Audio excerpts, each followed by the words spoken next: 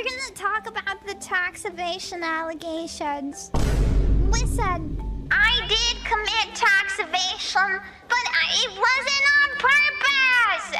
Please do not tell legal mindset. Do not tell the Vtuber lawyer. This is between us. You paid the taxes after though, right?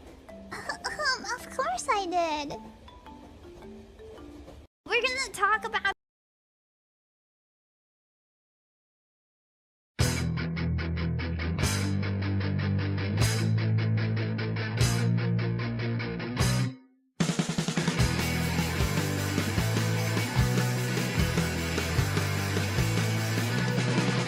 Living here in Jersey, fighting villains from afar.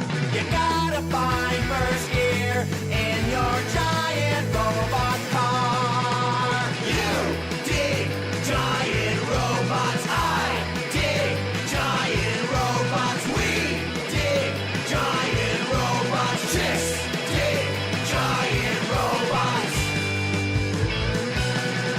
Nice. Hello and welcome everybody! New year, same old boomers.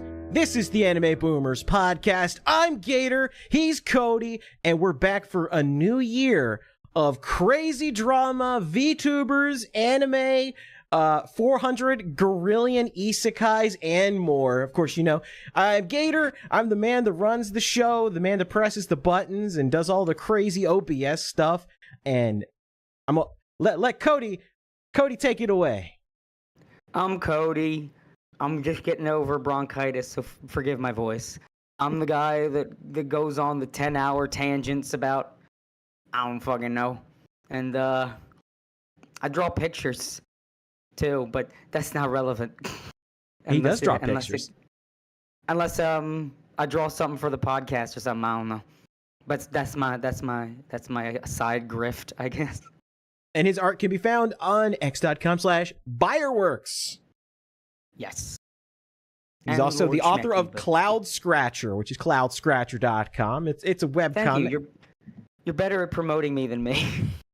If there's one thing I'm actually decent at, it's promoting. I'm not good at promoting myself, but I've always been a good promoter of other people. Yes. Yes, I'm the author of Cloud Scratcher. I'm stealing a tagline I saw someone else use, but I'm tweaking it a bit. It's the greatest 90s cartoon that never existed.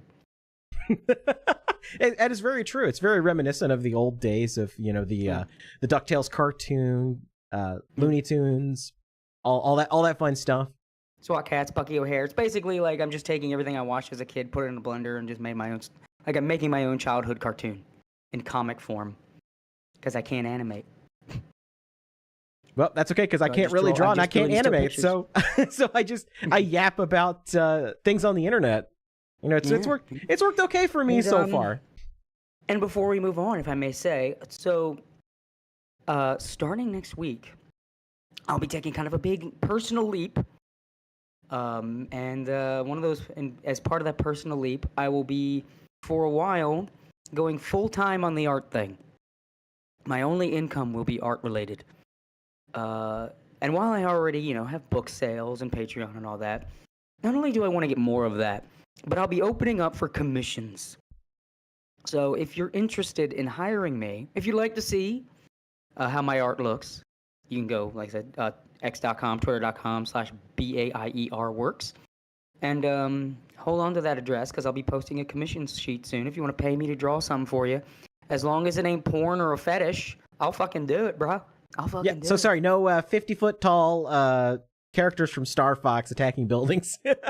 Yeah, if I get that vibe, it's like, yeah, just make sure you put focus on her feet. I'm gonna say, nah, I'm not doing that.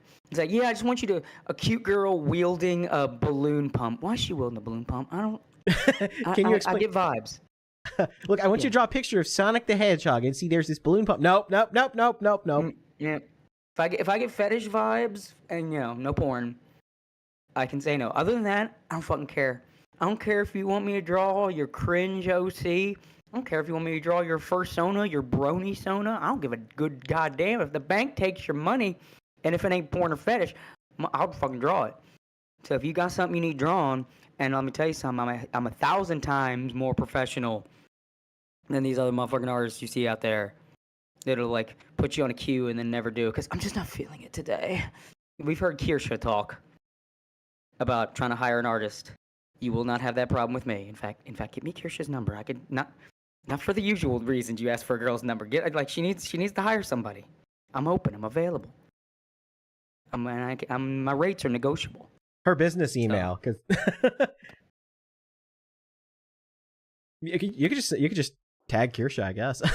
Just be like, "Yo, you need something? I got you. Here's my entry from the Phase Connect cookbook. Here's my dank Pippa art." I got plenty of that. Yeah, and I had a couple pieces pop off lately. I had one go semi-viral. Actually, the last one I just did. Because I don't know if you heard, they released the American Mega Man cartoon in Japan. Yes, I did see that, and Japan has kind of been popping off about it. They're like, they didn't know it existed. Yeah, apparently not. That's crazy. They've been doing putting out memes. They've been memeing American Mega Man like he's this Giga Chad. Yeah, because they drew him all super buff and stuff. So they're just like, there's one buff really good Mega one. Man. Let me post this really good one. Hold on, because I shared it somewhere. I'm trying to find it again. Here we go. Hold on. While you're doing that, I'm going to go ahead and recognize Tomak in the chat here. It says, for $50 as well, I'm glad that some internet traditions never die. One of the Discord servers I'm in, someone asked for an anime to make memes out of. Needless to say, they were hit with the Boku no Pico recommendation. A classic. Oh, Lord. That is Babby's first recommendation joke. I'm surprised that still works. I know. I'm surprised that people haven't learned not to look it up. Yeah, I remember way back in the day, an old podcast I did, we actually watched it as the Christmas episode. and then my co-host got mad because I skimmed through the sex scenes. And I'm like, what? You just let that shit play beginning to end? So you fucking no. You get the point. He puts penis in boy. So you just skip 10 seconds. You hit the arrow until splurt, and then we move on with our lives. He wanted you to sit through that? I guess he thought that was part of the challenge, was to just sit through the sex scenes in their entirety. No, that's not what we're doing. No. I'm not First of all, it's a hentai. Let's be real. I talked about it before. One of the things that kept me from getting porn addicted when I was completely unsupervised on the internet was as I mentioned before, I'm just too particular about any of that stuff. So I could not get into hentai because it's all 5 frames on a loop. And once you notice it, you can't unnotice it. So it's the same thing here. It's just the same 5 thrust frames looped over and over and over. It's an animated GIF. I get it. Forward. Okay, that's the next position. Over, forward. See, because I lurked on the A board. Because I lurked on the A board, I knew not to watch it, not to touch it, not to be anywhere near it. I knew what the meme was. So I was like, nah, I ain't doing this. Well, that's why we watched it. It was the Christmas episode. Haha, we'll ruin everybody's Christmas with Boku no Pico. This is what actually happens. It's funny as shit, too, because I don't know if you know what actually happens in Boku no Pico. I actually don't even know the plot. I just know it's the plot is straight up pedo shit. Anyone that's this, how I've said that, whether or not Lolicon or Shotokan is pedophilia, it's I know it when I see it. Nah, this is adult men grooming young boys, and it's ew. Ages get mentioned. It's there's no deniability here. But the part that made me really laugh was the final episode, because all the boys get together and meet this new boy, and it turns out he's a fucking ghost. They fucked a ghost or something like that. Because the new boy they met and fucked had been dead. And I thought it was really funny. Because when I was watching this, there was a joke that my younger brother and I would always tell. I don't remember because we watched a lot of comedy, comedy troupe, Kids in the Hall kind of stuff. Together. Yeah, why does Kids really sort of stuff? Yeah, we're comedy aficionados, me and him. And we would reference comedy bits all the time. And I don't remember where we started thinking the funniest shit was he was dead the whole time. Like, that man died, like, somebody leaving and then someone else coming. It's like, I met a guy. He's like, but that guy's been dead for the last 5 years. And so that joke was in my head watching this episode when they meet this new boy and he's like homeless or something. It's like, that boy's been dead for the last 5 years. And then they did it. And they did it at the end of the episode. I was just dying laughing. And then we start the podcast and my co-host is like fucking traumatized. I'm like, dude, this is so funny. Because that was my last memory of Boku no Pico. I was like, so they did the joke. So you just started the podcast off just laughing? Not laughing, but like my mood was like higher than his. Because I'm thinking like, oh my god, it did the joke I always tell my brother. And meanwhile, he sat through the sex scenes beginning to end. That's awful. I'm glad I avoided all that crap. I knew it was rough, but I didn't know how bad it was. Good lord. Oh, it's Epstein's favorite anime, man. Jesus. It's like, again, there's some plausible deniability with some lowly Shota stuff. There's none here, man. There's none. In Boku no Pico, that shit is just straight pedophilia. Gross. Yeah, I've watched it, so y'all don't have to. It's a news report. Like that, it really just play out as like, this came from a police report. That's where they got the plot to this. I think that's why it's so awful. People would recommend it as a joke. Like, it's not just that it's like gay Shota shit. It's like, I can't make the noise with my throat effed up, but. Yeah, just do the JonTron. Yeah. I guess it's like, it really does feel like the story came from the files of a police report. I'm not fucking joking. Like, it's got that kind of realness to it that's just uncomfortable. Tonight on Unsolved Mysteries. Yeah. Jeez, please. I don't like it.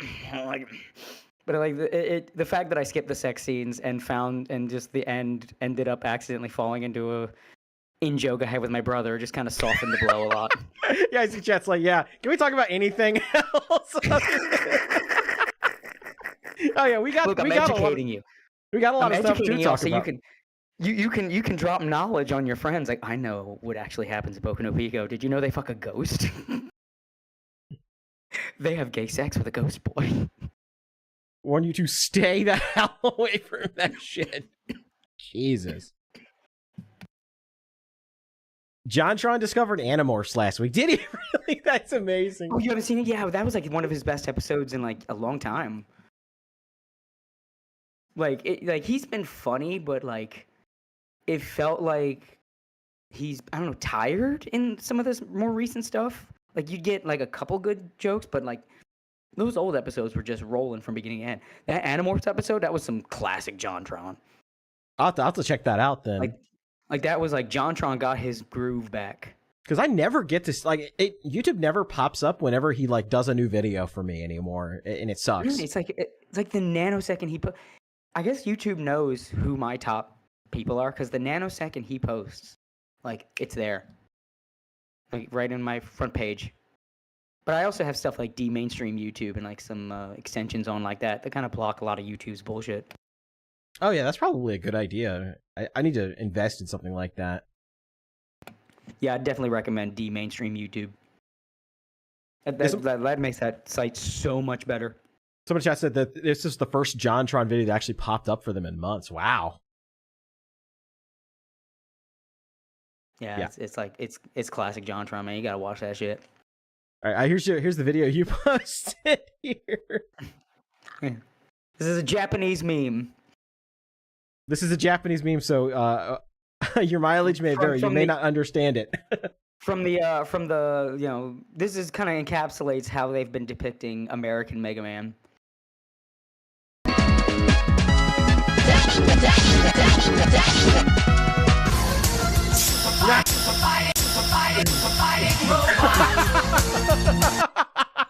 amazing. They love the intro too, man. They love the intro. Just Giga Chad Mega Man. That's great. I Yeah, love that. That's been the gist of the Japanese memes about him. There, you know that one video of the guy slapping everybody at like a family thing or Oh, whatever? yeah, we played that last episode. Yeah. It was Yeah, super yeah. funny. That was another one. Dr. Light just has this look on his face like, oh, shit. There was an account that was like live tweeting. They watched all the episodes and they were live tweeting like screenshots and thoughts on it. It was pretty interesting. And then a lot of Japanese people were tweeting that. And then I did a picture of I just did Ruby, going off that, I did Ruby Spears Mega Man, what could have been, and I just did like 4 hypothetical like later characters in that style, and I did some filters to make it look like screen caps from the actual show, and that blew up. And that Japanese account that live tweeted American Mega Man retweeted the art. So Yeah, I've actually got That that. I've actually got that post here. It's on Yeah. your Fireworks account. Ruby Spears Mega Man. What could have been? I mean, there you've got bass there. That's pretty a couple dope. of them I edited actual backgrounds from the show. A couple of them I just sourced stuff. Just trying to get that that 90s cartoon background look. Yeah, that's pretty dope. Actually, I think all but one were from the show. Now that I look at it again, but yeah, I got some traction from a lot of big Mega Man accounts too. So pretty happy about that's that. a banger. 21.4K views. And it was a low effort one too. Like I knocked those out in like, I don't know, about a half hour each. Yeah, well, an hour, half hour draw it, half hour color. And yeah. So that's the account, by the way. If you want to just stay tuned, I'll be posting commission information soon because I'll be needing money. I'm building a house. And while I'm building a house, I'm going to be drawing for money. I really like I like this one too. This was such a great Pippa stream. Where is God, Elon? that was good. Where is Elon Musk? And that fucking Elon AI. I don't know. It just randomly would break out into song. That honestly, that was like one of the best Pippa streams in months. And she's had some bangers. Yeah, she's been on a roll lately. It's like how I can't believe that was like even better than the one that spawned this meme. Oh my god. Her and Ponko have just been popping off. Like Ponko's like, mask off. Let me tell you what I think about outsourcing. It's like since Pippa's like, you know what, I'm the biggest in the company. I should maybe rein myself a little bit. Ponko's like, nah, no reins. Ponko's just like, say the gamer word. Say the gamer word. The gamer word. If Pippa's gonna attract all the heat, then I'm going full bore. Ponko is like, cannot be stopped. She's great. I said before, crazy Italian woman. Phase Connect is HoloLive if the memes were real. Yes. Just kind of goes. If Pecora was actually a war criminal. She'd be Pongo, yeah. Oh.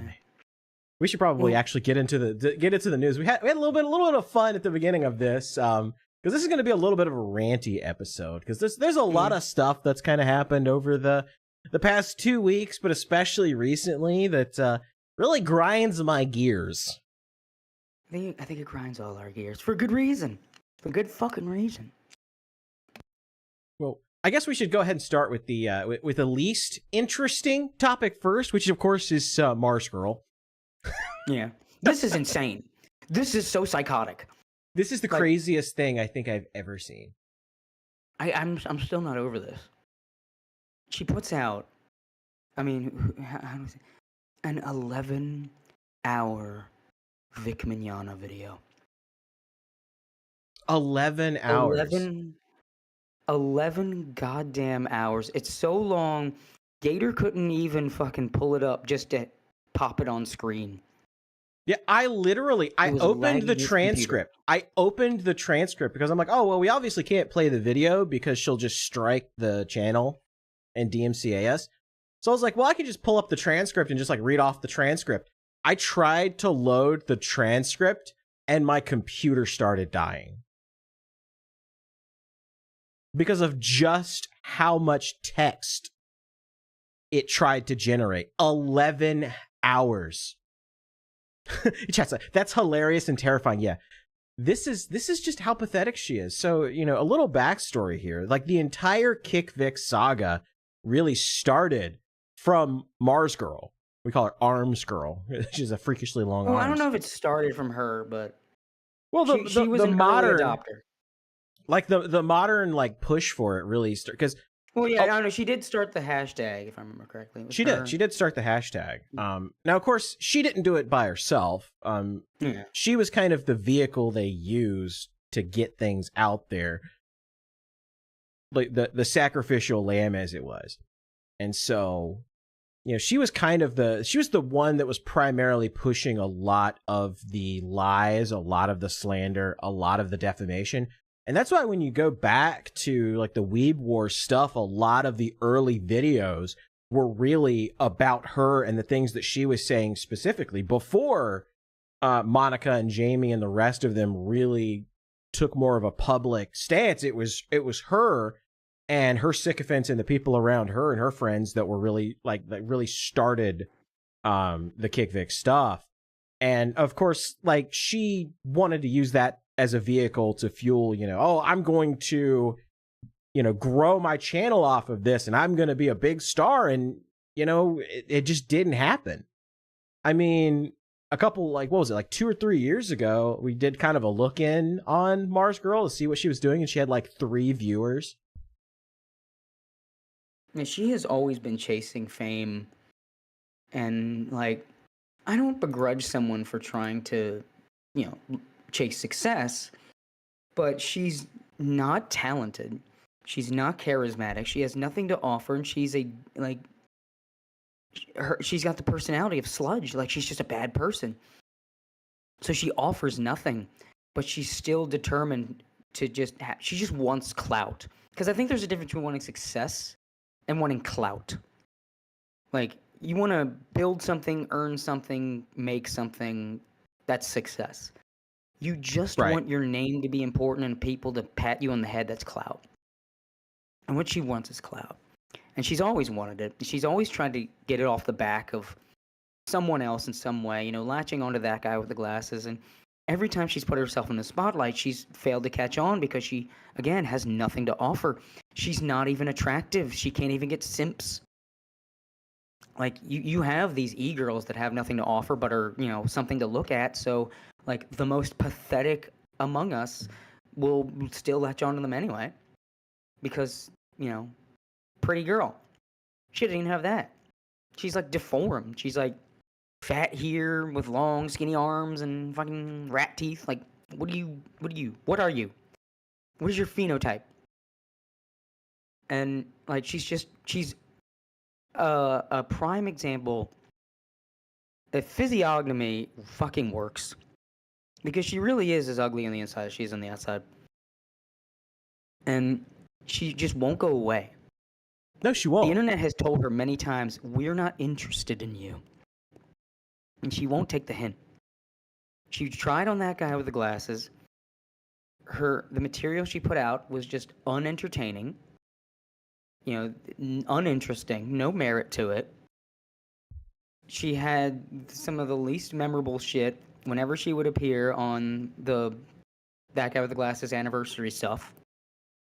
I mean, she embarrassed herself into Boldly Flee. If I remember, like, she was supposed to be like cosplaying as the Major from Ghost in the Shell, and it only really served to highlight the differences between her and the character, let's say. and it just, you know, she kind of went into obscurity, and she got a job in the anime industry. You would think if you're such this big weeb, this big anime fan, and you're part of the industry, yay. But that wasn't enough because she was behind the scenes. She was just a typesetter. All she did was time the subtitles to when they say the thing. And that wasn't enough because it had to be about her. She had to be in front of the camera. She had to be on the pedestal.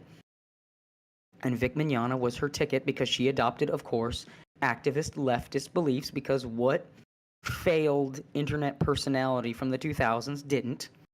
Yeah, you don't have to look too far to find great examples of that. Yeah. H-bomber guy. Sometimes it's trolls remorse, and sometimes it's just like this. Like a lot of people latched onto this belief system not out of earnest belief, but because they're mediocre people. And this was a movement that promised that no one will be allowed to criticize you or make fun of you anymore. They must only praise you. And for mediocre narcissists, that's a utopia. And she's one of the kind of people that latched onto this belief system for that. She's a mediocre narcissist. So, you're telling me that if this belief system takes hold and becomes the zeitgeist, I will receive nothing but universal praise? And no one is allowed to be better than me? Well, oh my God. And she decided to jump on the Vic Mignogna stuff because, again, you have that she's an activist narcissist. Vic has been this sort of target for this side of the political aisle in the anime scene because of his success and his beliefs. This idea, this basically a takeover. And as he was rising up in the ranks, he had to be squashed back down. And that was the real reason for Kick Vic. Was that Vic had recently, he was just in a very successful movie. He was getting director jobs. Like, he was moving on up. And he was a threat to some people that, had created this sort of mean girl clique, like Chris Sabat. Like, he absolutely would have been a threat to Chris Sabat and his Okatron monopoly. Although, funny, in his attempt to stop Vic and stop Vic from being a threat, he essentially ruined his monopoly anyway. Because of all the attention this brought and all the negativity it put on the name of Funimation and all these companies that he worked for, he no longer became the guy to go to. His studio, Okatron, was no longer the sort of de facto in-house studio. And you had these companies swoop in, buy up these names, and say, we don't need you, Okatron. We're bigger companies. We have our own studio. So in trying to stop this guy that he saw as a threat, Sabat ended up torpedoing his monopoly anyway, which is kind of beautiful in a way. So I managed to actually download the transcript through other means. Thank you, YTDLP, for downloading that for me. I decided to search for some key phrases. Of course, neither you nor I, of course, show up in this. Of course. I haven't seen. Yeah, she mentions Yellow Flash, of course. She probably mentions Tug. Let's look for Umbrella. Yeah, mentions Yellow Flash and that Umbrella guy. He mentions Quartering, Geeks and Gamers, Ethan Van Sciver. Let's see who else. Yeah, she's only going after culture war people because they're essentially her competition. Yeah, exactly. So, or she views them as competition because she wants in on that grift. When you ring the Arsler alert, I don't have a triangle, so I can't ring that. But you can just think of it in your mind's eye. But no, I'm looking at this and a lot like this is the stuff I'm seeing about her. It's like she's basically accusing him of pedophilia, just flat out. Like not like trying to like mask it and allegedly. No, she's just like straight up like begging, just straight up defamatory. Yeah, she's not even trying to pretend. Yeah, I mean that's literally what it is. It's 11 hours because she doesn't expect anybody to actually sift through it. And that's why it's so freakishly long, like her arms. Because she doesn't think people are gonna like actually sift through it and find stuff like that. See, when this entire case first started, a lot of people recommended that Vic start out the case by going after ArmzGurl because I mean everything that she said and everything that she did was just flat out cut and dry, like pure actual malice. There would be no way absolutely no way for her to weasel out of it. But she has no money, literally no money. So it would have literally just been a lawsuit just to kind of spite her. Yeah. It wouldn't have actually had any sort of effect. Now, what it could have done is it could have allowed them discovery, assuming she didn't just like try to settle it outright, which she probably would. Let's be real here. And you know, we have the benefit of going back and Monday morning quarterbacking everything that happened with the Vic case, and you know the what was it?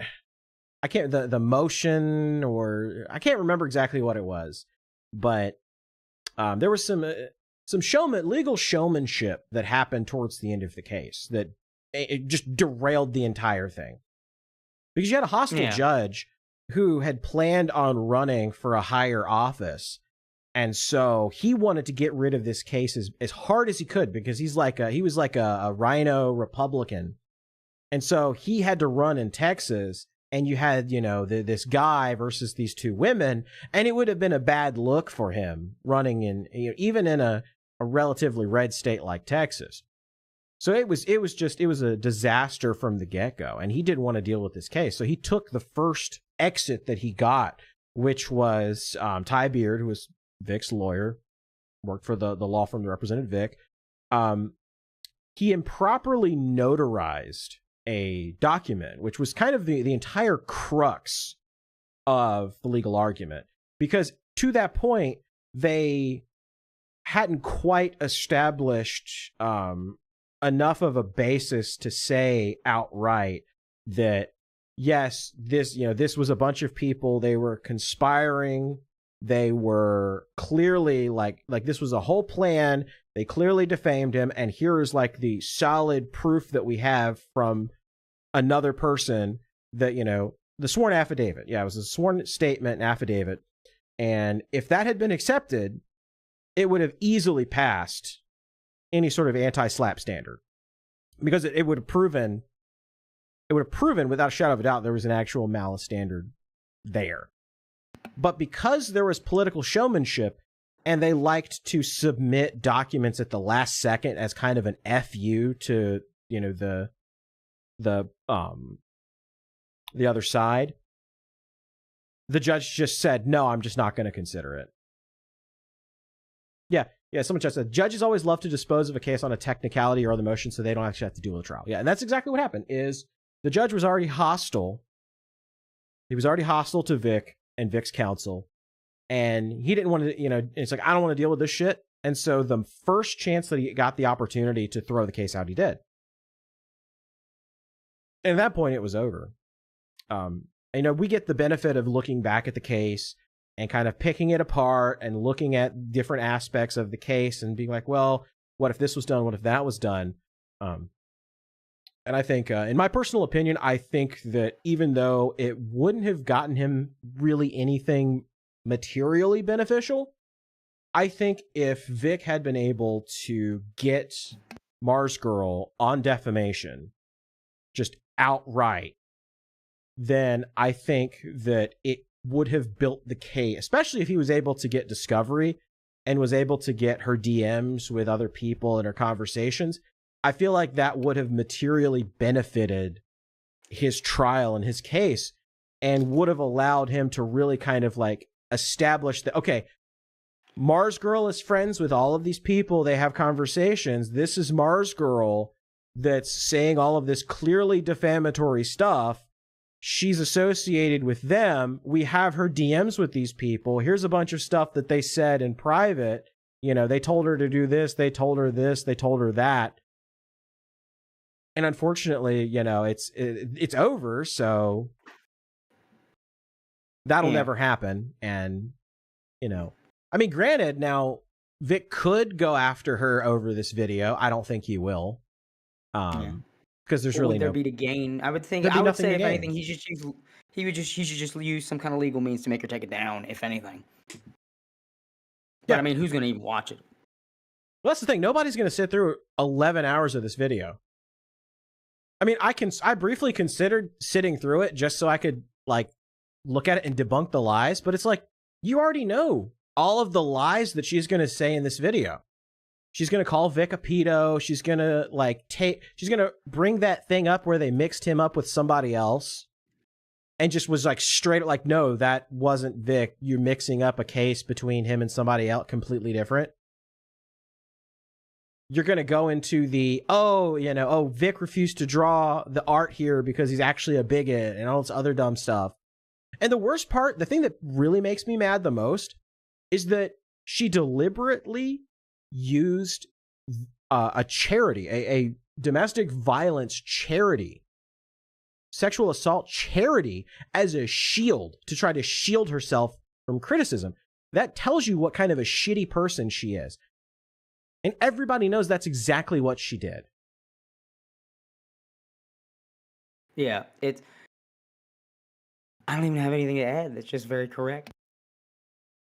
Yeah, that's exactly because people are going to criticize her over this video because it's obviously full of lies, it's full of slander, it's full of BS, and it's just a total revision of what happened. With the Vic kicks, Vic stand with Vic, kick Vic, all that stuff. It's just total historical revisionism, and people are going to criticize her, and rightly so.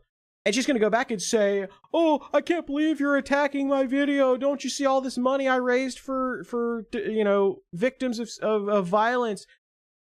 That's exactly what she's going to do, because this is the kind of person that she is. This is the kind of stuff that she did in the past. She always she attacked Vic, and then when people criticized her, she would, shrink back and go, oh, I can't believe you're attacking me. Oh, I'm such a victim. It's the same exact stuff that we saw during Gamergate, where they would dish it, and then when they had to take it, it was, oh God, I'm a victim. Oh, people are criticizing me. You can't criticize me. I'm such a victim. Look at me. Oh God, give me money. Yeah. It's I wish I had some greater revelation, but I think I kind of gave it all away in the first half. But I mean, this is just her trying to look. The Vic thing is all she has. That's it. That was the most relevant she's ever been since she was in fucking To Boldly Flee.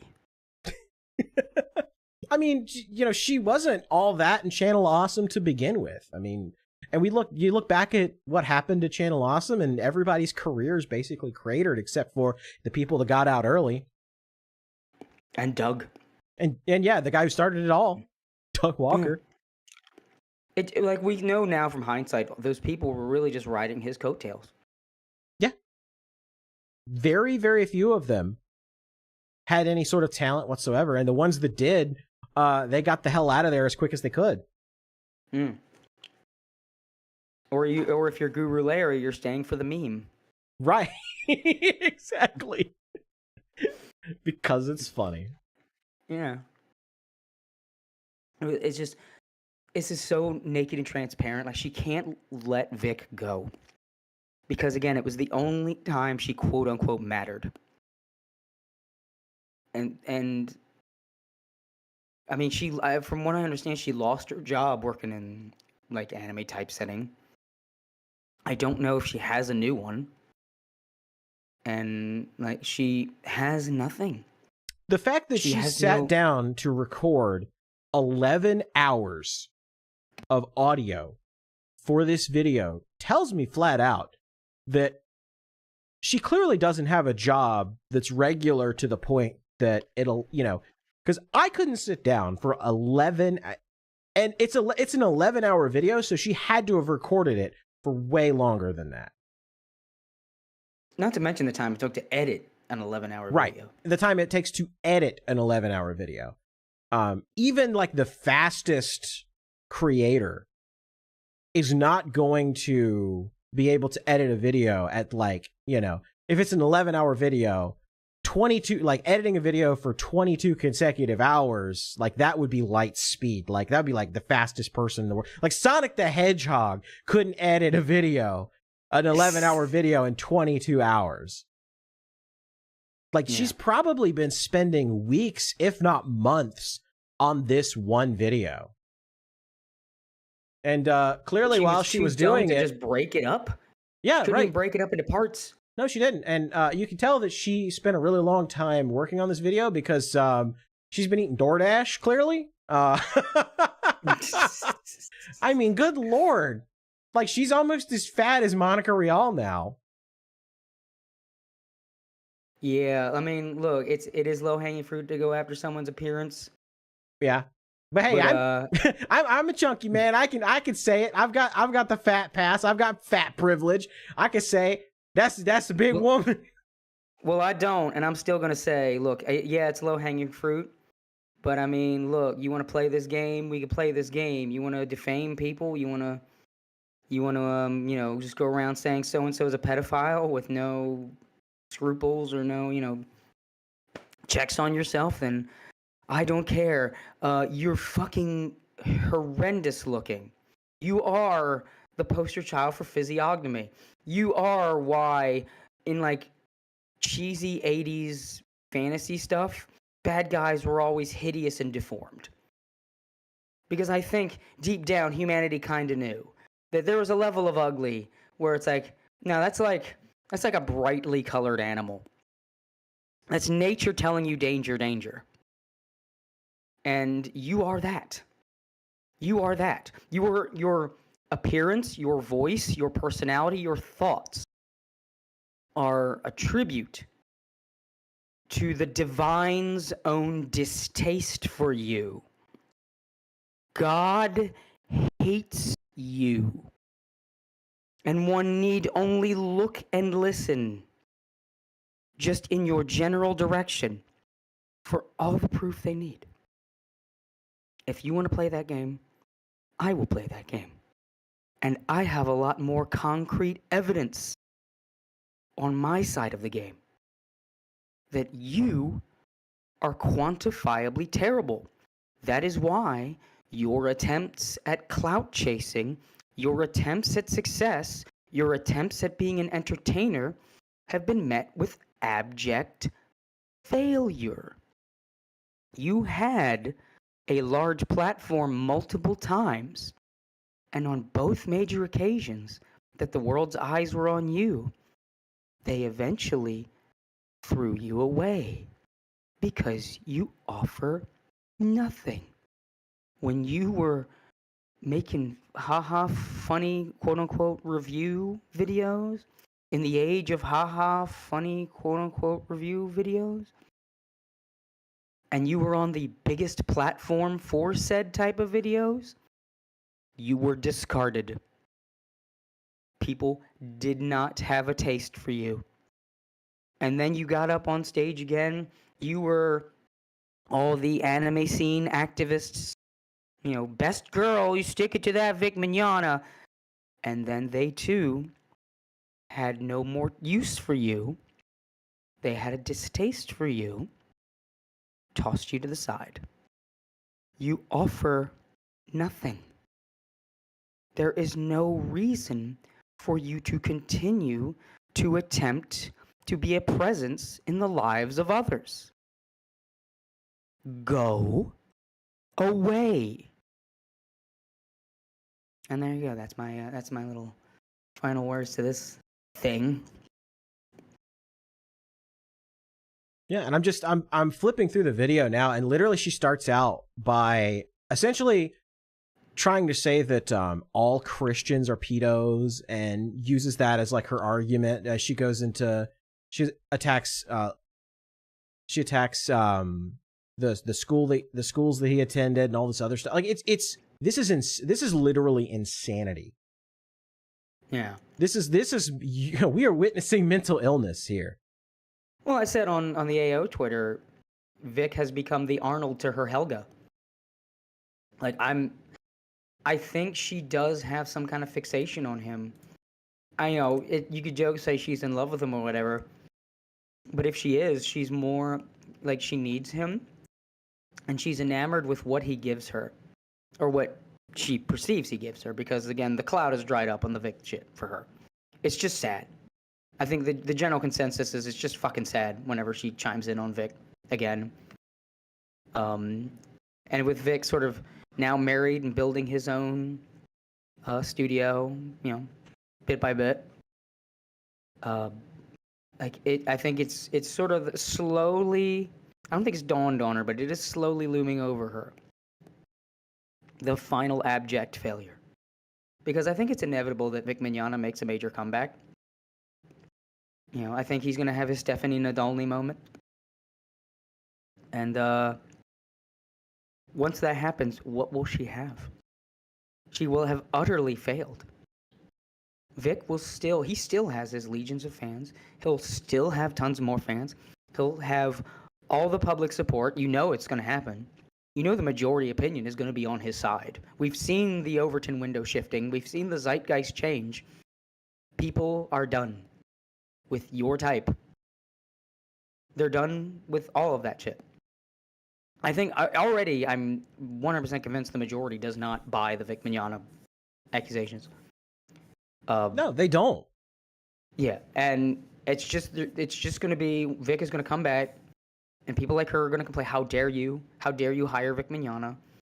She's going to be deluged by people saying, "Shut the fuck up." She's going to call it harassment. Go protected. Go to Blue Sky. And that's the other thing too, is that she's pretty much only active on Blue Sky. Like that's it. Like a lot of these people have done, because they can't take having equal access to a platform as other people they don't like. They've all fled to Blue Sky. She's fled to Blue Sky, where people don't criticize her. Where she's, if you criticize her, everyone's just going to block you. Yeah. It's pathetic. She's just living a pathetic existence. There's nothing. Everybody watching this, just take solace, no matter how rough your life is right now. Know that hers is worse, and she earned it. And that is just the universe working as intended. Is karma working as intended. And it will only continue to get worse for her. And she will do nothing to change it. She will do nothing to improve. I mean, hell, one of the fucking chicks at A&N, I don't know if you say backstabbed her, but yeah, she don't even have them in her corner right now. I mean, I don't know if you've seen this. Let me post this here for you, but yeah, so she used an excerpt from something from A&N, and I think the message is clear. Don't drag us into your thing. I just posted it there in the stream chat. All right, let me go pull this up. Yeah, I see that. Oh, wow. So even Lindsay threw her under the bus. Mm-hmm. Well, let's pull this up here. So this was from Lindsay Leverage. Said, would have been a nice courtesy to get a heads up that clips from Zach's A&N cast episode with Vic was appearing in the 11-hour behemoth at ArmzGurl. For transparency, if myself, my name, or any of the reporting appears in this, I wasn't contacted or consulted, nor was I given a personal heads up either in the event that renews harassment towards me. As a journalist, whatever I write can be considered a source. I don't expect it not to be used, nor is anyone required to get my permission to reference it, but it's a courtesy that shows intention and care, and I would have appreciated it. Yeah. See, like, she didn't even contact anybody that like to ask for their permission to run any of this stuff. She just did this. She must have been working on this for a while. Like, you think she could have just like told at least one person that she was doing this. Yeah. Well, I don't think she was really obligated to tell them, especially like, a public podcast. I think it's more shows that she does not like. Well, because see, like, but these people, this is what these people care about. There. Yeah. But the unity is not there anymore. Yeah, they're no longer a monolith, And I think even like the A&N types could see how stupid this was of ArmzGurl to do, and they're already essentially trying to create some manner of distance, which is very telling. It's very telling. And I think, if anything, it just shows more that the writing is on the wall. It's over, Kaylin. It's over. Walk away. You're done. You failed. Vic will not get you the fame that you couldn't have at that guy with the glasses. He won't. He will continue to be famous and beloved. You will continue to be reviled.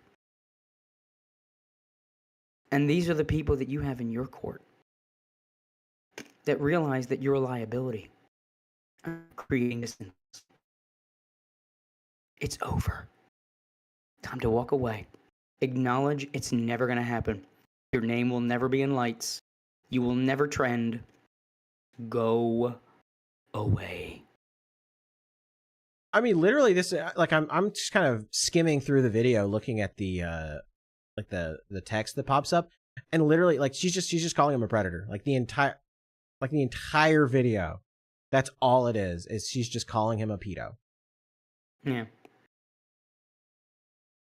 She's lucky that she's a failure. Like if she had anything, this would be lawsuit material. This would be just a slam dunk lawsuit. Well, I mean, she was the slam dunk lawsuit the whole time. Yeah, but she has nothing. Like there's nothing to get from her. It's like suing a homeless guy. Yeah. Like what are you gonna get? His dirty socks and Fent? I mean, she's even remember the terrible Maddox video about Nick Rekieta? She even pulls that in there. That's embarrassing. When Maddox is your source. When you're using Maddox for anything, that's embarrassing.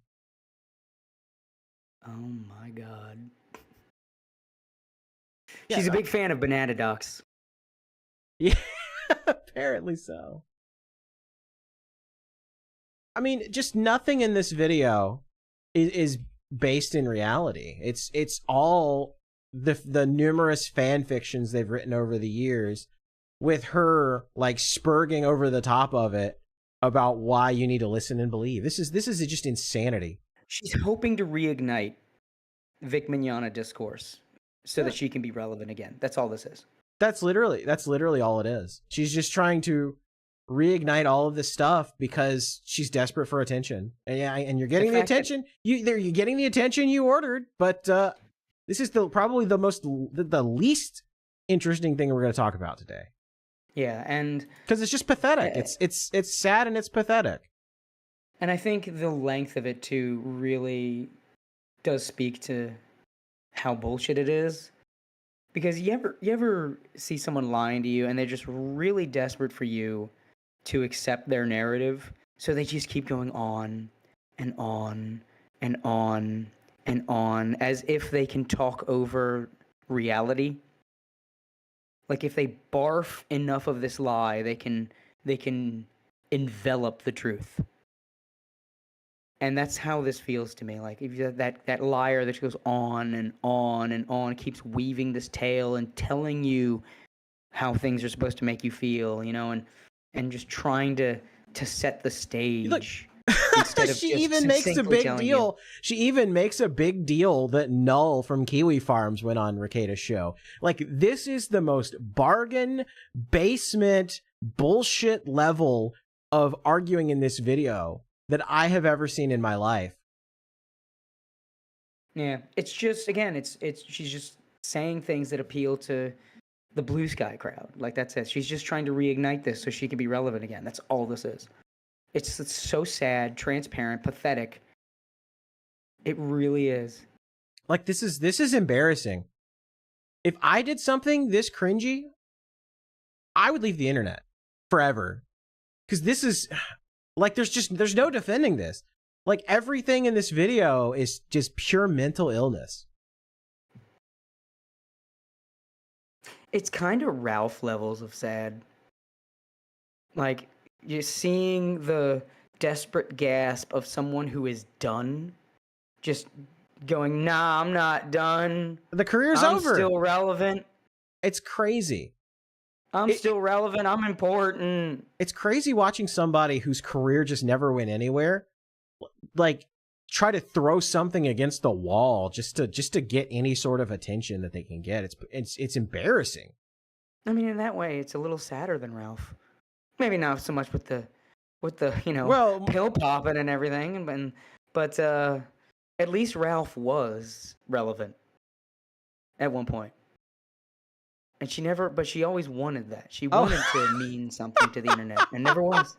Okay, I guess we do get a little mention in the video. Oh, what happened? in this particular frame, she used our footage from Anime Matsuri 2022. Hey, ArmzGurl, we didn't give you. We could copyright strike this. I ain't We're gonna. not going to, but know that we could.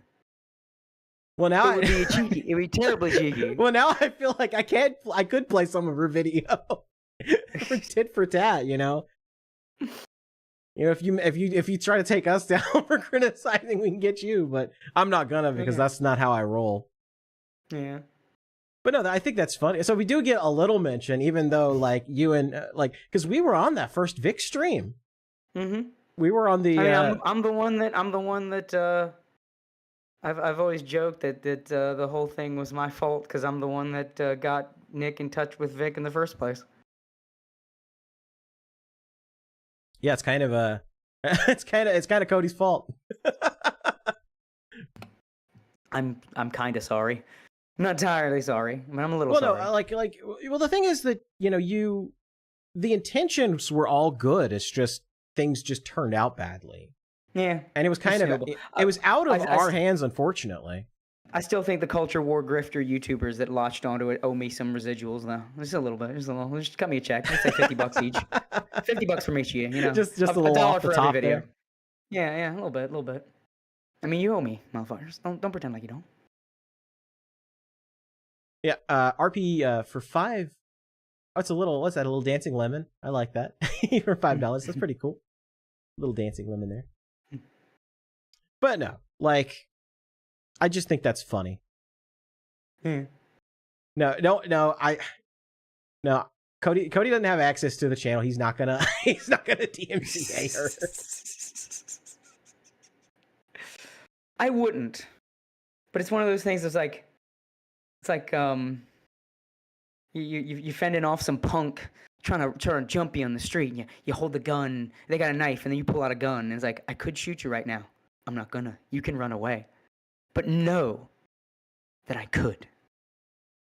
Know that I have the power to do so. Yeah, so I feel like I could play her. I could play her video. I feel like I could play her video. I'm not going to because she doesn't deserve the attention. But this is just like this just illustrates that she literally she had to sit through and watch every Anime Boomers recording we did of Vic. I wonder if there's any more like that. That's really funny. That's really, really funny. I guess that's the only time we pop up in this was just the. Oh yeah, look, there's another one from the Saturday panel. So she literally just kind of went through and had to sit through and watch every single one of these recordings. That makes me chuckle. You don't want to know what she was doing while she was watching Vic Mignogna panels. Oh no, I don't. You're talking about Goonergate. Good lord, disgusting. Nobody wants to think about that. Yeah. As I was going through the footage, I saw that. I was like, wait a minute. Oh, look, there's what was that? That's a flash cast, I think. Mm. So, she's literally just throwing stuff at everybody, seeing, what sticks, what'll get her attention, yeah. If anything, we're probably giving her too much attention. We probably are, honestly. The Alex Stein episodes up there. Literally, it's just her seething for 11 hours. She's I guarantee you she's trying to paint it as if he has fallen because of look who he's appearing with, when in reality she's seething that he won't go away. Because that's the reality of it, that Vic dared not to die. To either not kill himself or go into obscurity and get a job working at the fry counter or something. That was the only thing they would allow, because by refusing to go away, he is refusing to grant them power. Because that's all this ideology is. That's all ArmzGurl wants out of this. Because these are mediocre people that want to use an ideology to have power by proxy.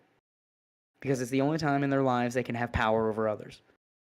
And they want power over others because they're narcissists. Yeah, they started going after Chrissy Mayer. Yeah. Alex Stein. This is... So by Vic not going away, he is denying that they have power over him when they have declared they have power over him. So by denying it, they are in turn denying the existence of their power, which they need.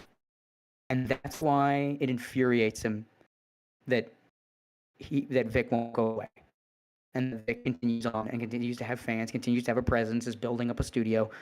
Like, his refusal to recognize their authority infuriates them, because without the authority, what do they have? They have to go back to meaning nothing. And that's terrifying. That's an existential crisis to these people, because without that authority of the mob and the ideology, they have nothing in their lives. And they will go back to having nothing to live for, basically, without that power. And that's essentially what Vic is telling them, is that, go back to that misery. Go back to having nothing to live for. And that's why she is so, besides the fact, the aforementioned desire for clout, that's a big reason why this makes her so angry, is that he is denying her that authority and thus that meaning. And all you had to do, bitch, was just get a talent or skill, do something meaningful in your life, but you decided to try to take a shortcut to some kind of bitch-made little mob rule, and then turns out your power is you're very much a paper tiger. And Vic called you out on it. He called your bluff, and he continues to exist to make money. I mean, you think you ended his career. All you did was just take anime off the table. If you think that was his most lucrative pursuit, lol lamau. Clearly, you don't know much about what anime voice work pays. The man makes money. The man has his pursuits that he's still doing. You did not take his career away. You just took basically the fun thing he did for dinner money, like fast food money, like a little extra something on the side. You took that away from him, and you're a dick for doing that. Well, none of these people, Monica, Jamie, all of them, like, they don't make most of their money off of voice acting in these shows. And we've talked about it on the show many, many times, that voice acting actually probably pays the least out of everything that they do. What do they actually get paid for? They actually get paid for things like, the work they actually do on the series, like, time coding, actually like editing the audio, mixing, doing all of that stuff. And all of them have another role for the most part, or at least they had another role in the company where they were actually working on these shows and editing them in some form or fashion, or, like they were an ADR director, stuff like that. So that's what actually paid the bills. The voice acting was actually the least amount of it. You know where they made most of their money from? Conventions. They would go to conventions and people would buy they would buy, like photographs that they would sign, or, you could get like a Funko Pop and they'd go sign it for like, a couple dollars here and there. They'd go to conventions and sign, thousands of these toys. And if you charged, like a lot of them charge like outrageous prices. So it's they made a ton of money. That's where they made all their money, was going to these conventions. That's what the whole point of trying to get Vic was. They wanted to force him out of the industry, out of the convention scene, so that the man literally had nothing left. They wanted him to die. And not only that, but you really got to think about how much these people fail, because while they did take Vic out of doing anime voice work, he's still doing plenty of convention appearances. You see it on his Twitter all the time. It's pretty much his favorite Bible quote of the day and his next convention appearance. Yeah. And he's doing a hell of a lot more of them than the people that tried to cancel him. How many con appearances does Monica Rial do these days? Jamie Markey, So you tried to destroy him, but he's trucking on, and he's still doing well for himself. And he got married recently. Yeah. So you couldn't even destroy his personal life. You failed, utterly. And no amount of giant YouTube videos trying to relive your pathetic glory days. And that's a million quotes around glory. No amount of 11-hour YouTube videos is going to make it happen. You failed. You can act like you succeeded because Tybeard screwed up his court case and he's not an anime anymore. Okay, I guess he'll survive on all that. Do you know how much more money he makes on fucking music? Do you know the motherfucker makes commercial jingles? Do you know what he does? He does books on tape. Hell, he does theater. And hell, those content appearances, Still, there's plenty of them. They make them good money. The man is making money. You did Here's not a great stop example his right ability to make here. money. DBZCon. He was at DBZCon this earlier January. Look at all the people that were there. You know, Chuck Huber was there, Wendy Lee, Marla Castaneda, Linda Young. Yeah, look at that. Like Stephanie Nadolny was there. Yep. He's still going to cons, and that makes good money. You failed. His career continues on.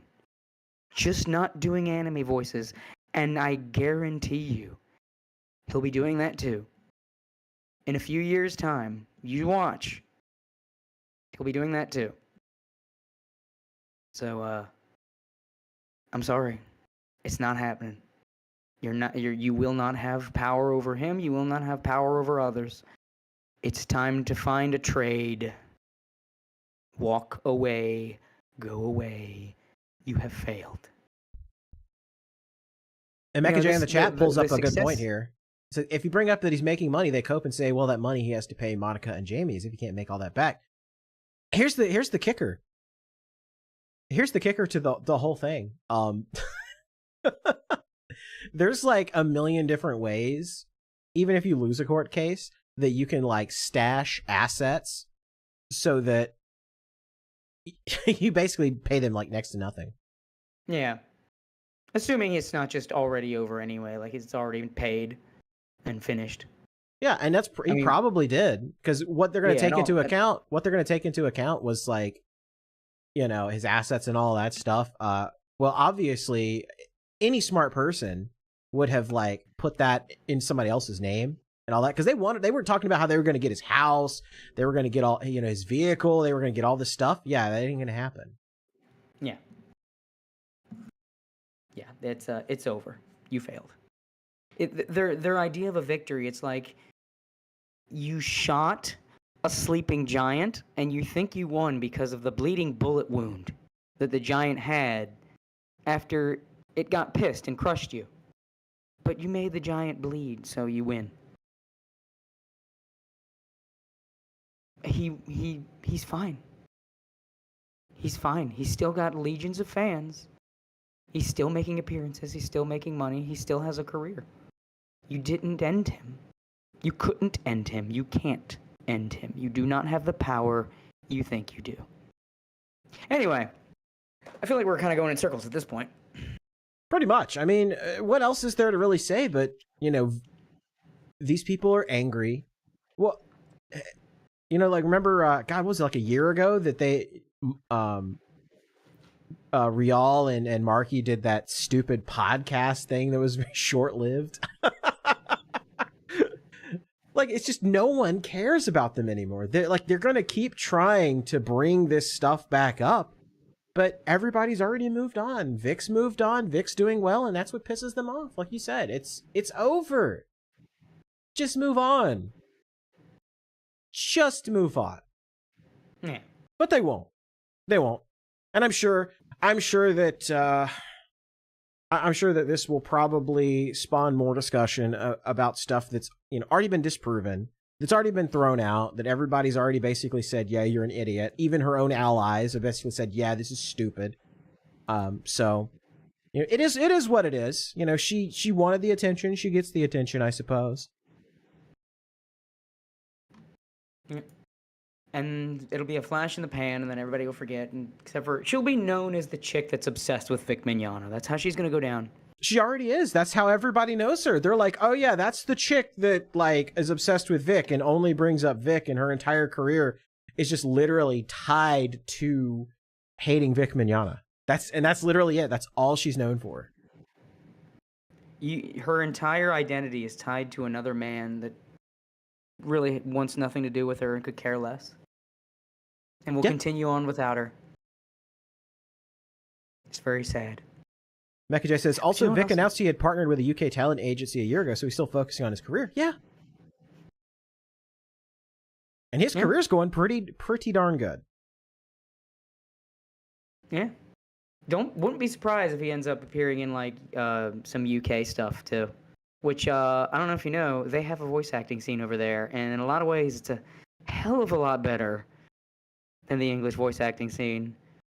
You know, I don't dog on English voice acting as much as others, right? But we do know it is crawling with nepotism and people that don't have the talent to be here. It's not what it was.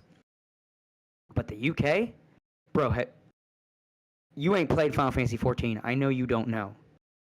But I have not. British voice actors on another fucking level. British voice, man. Everybody, if you wanted to go for full merit, English voice acting, everybody in anime would be eating tea and crumpets.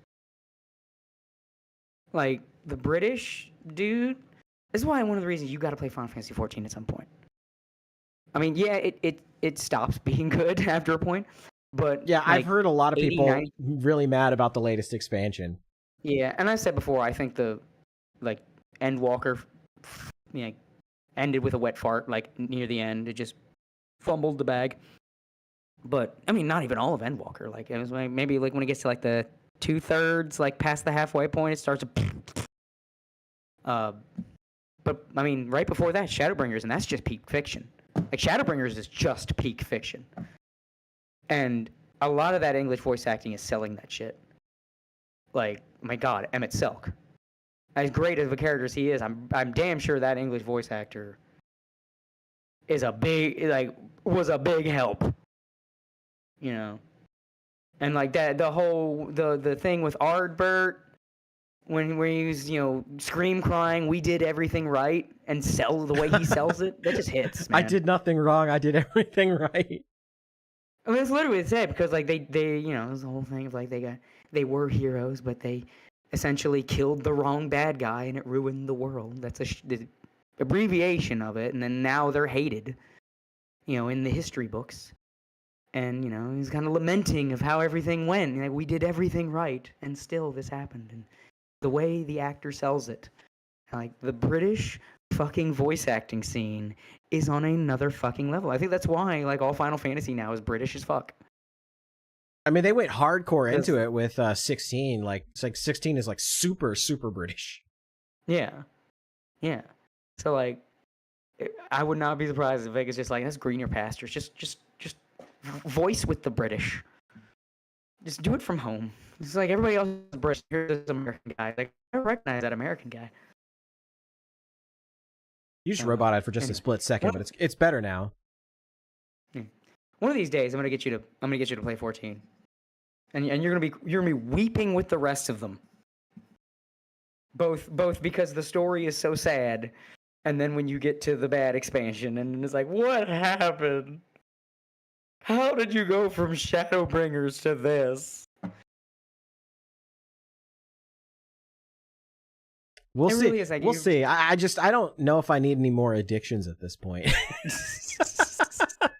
Look, Destiny hurt you. It did, and I quit. I finally got away from it. Let the acclaimed MMORPG Final Fantasy 14 with the free expansion up to the level where it's completely free up until the end of like the second, third expansion. Let that be your new comfort. And then look, it'll be your addiction, and then Dawn Trail will come along and break that addiction.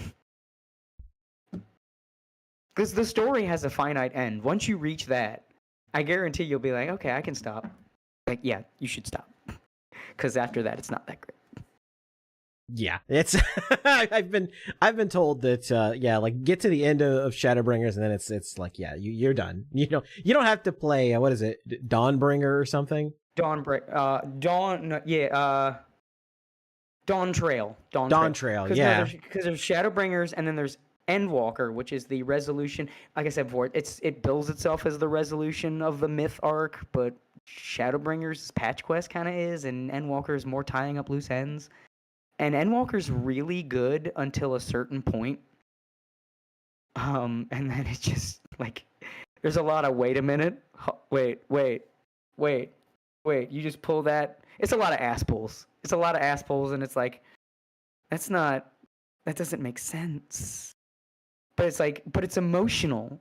Don't you feel things? Yeah, but it doesn't make sense. And I think it got away with it because it came out during COVID, and it had a big message of like, don't give up, and don't give into depression that resonated with people. So they were really overlooking like, that doesn't make sense. You're telling me entire planets killed themselves? For what? Like they chose to kill themselves because they, like that entire planet chose to kill themselves because they couldn't, because a kid asked them what makes you happy? And that, so they all just lost their mind? That doesn't make sense. But no one was thinking about that because it was like, don't give in to depression. I'm so depressed. I'm stuck in my house. Don't give in. Okay. Like that's all they were listening to. They weren't thinking about, wait, so that character, you just brought that character out of nowhere and just decided they're the most important thing in the story ever? Like, there was no foreshadowing to that character at all. You foreshadowed everything else, but that shit came out of fucking nowhere. Yeah, for real. What is this power of feelings shit? That wasn't ever established. How are you gonna resolve the myth arc with shit you're just introducing? It's like, I didn't read it, but I heard people talk about Animorphs. The Animorphs books. I like, read. At the very end, it just pulls an alien out of fucking nowhere. I read the entire Animorphs series. Okay, so you know what I'm talking about. You know exactly what I'm talking about. Because I just heard about it. Yes. What was it called? Like some alien evil thing that just literally just comes out. It lasts 4 pages in the last book. Yeah, so I think it was like, they introduced this character, the Elemist, who has like all of these crazy like reality warping powers, and they introduce like the evil like counter to him, which is basically no, I know about that. I've heard people, because I know about that because it was basically just Sauron. Yeah, literally. And yeah. But like, that's not what I'm talking about. I mean, the last book. Never mentioned before until the last book. And then, like, it only exists in the last 4 pages. I don't remember what I was just, again, I'm going by secondhand people talking about it. But I remember it's like they resolve the main plot. But then, like, here's, like, a giant shape-shifting alien from space or something. And this is actually the big threat, bigger than what you've been following for years. And well, I think that's who we're talking about the same person, because that's who the big threat was this alien. It wasn't Sauron. I know it wasn't Sauron, because Sauron and Good Boy. I'm going off what I remember from Krayak from was people, the evil one. Yeah, okay. Yeah.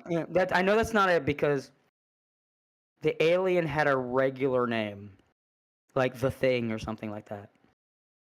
I think it was like a giant version of John Carpenter's The Thing, like it like absorbed everything, and like I know because I remember people saying it was only in the last 4 pages of the last Animorphs book was the only time it ever fucking appeared.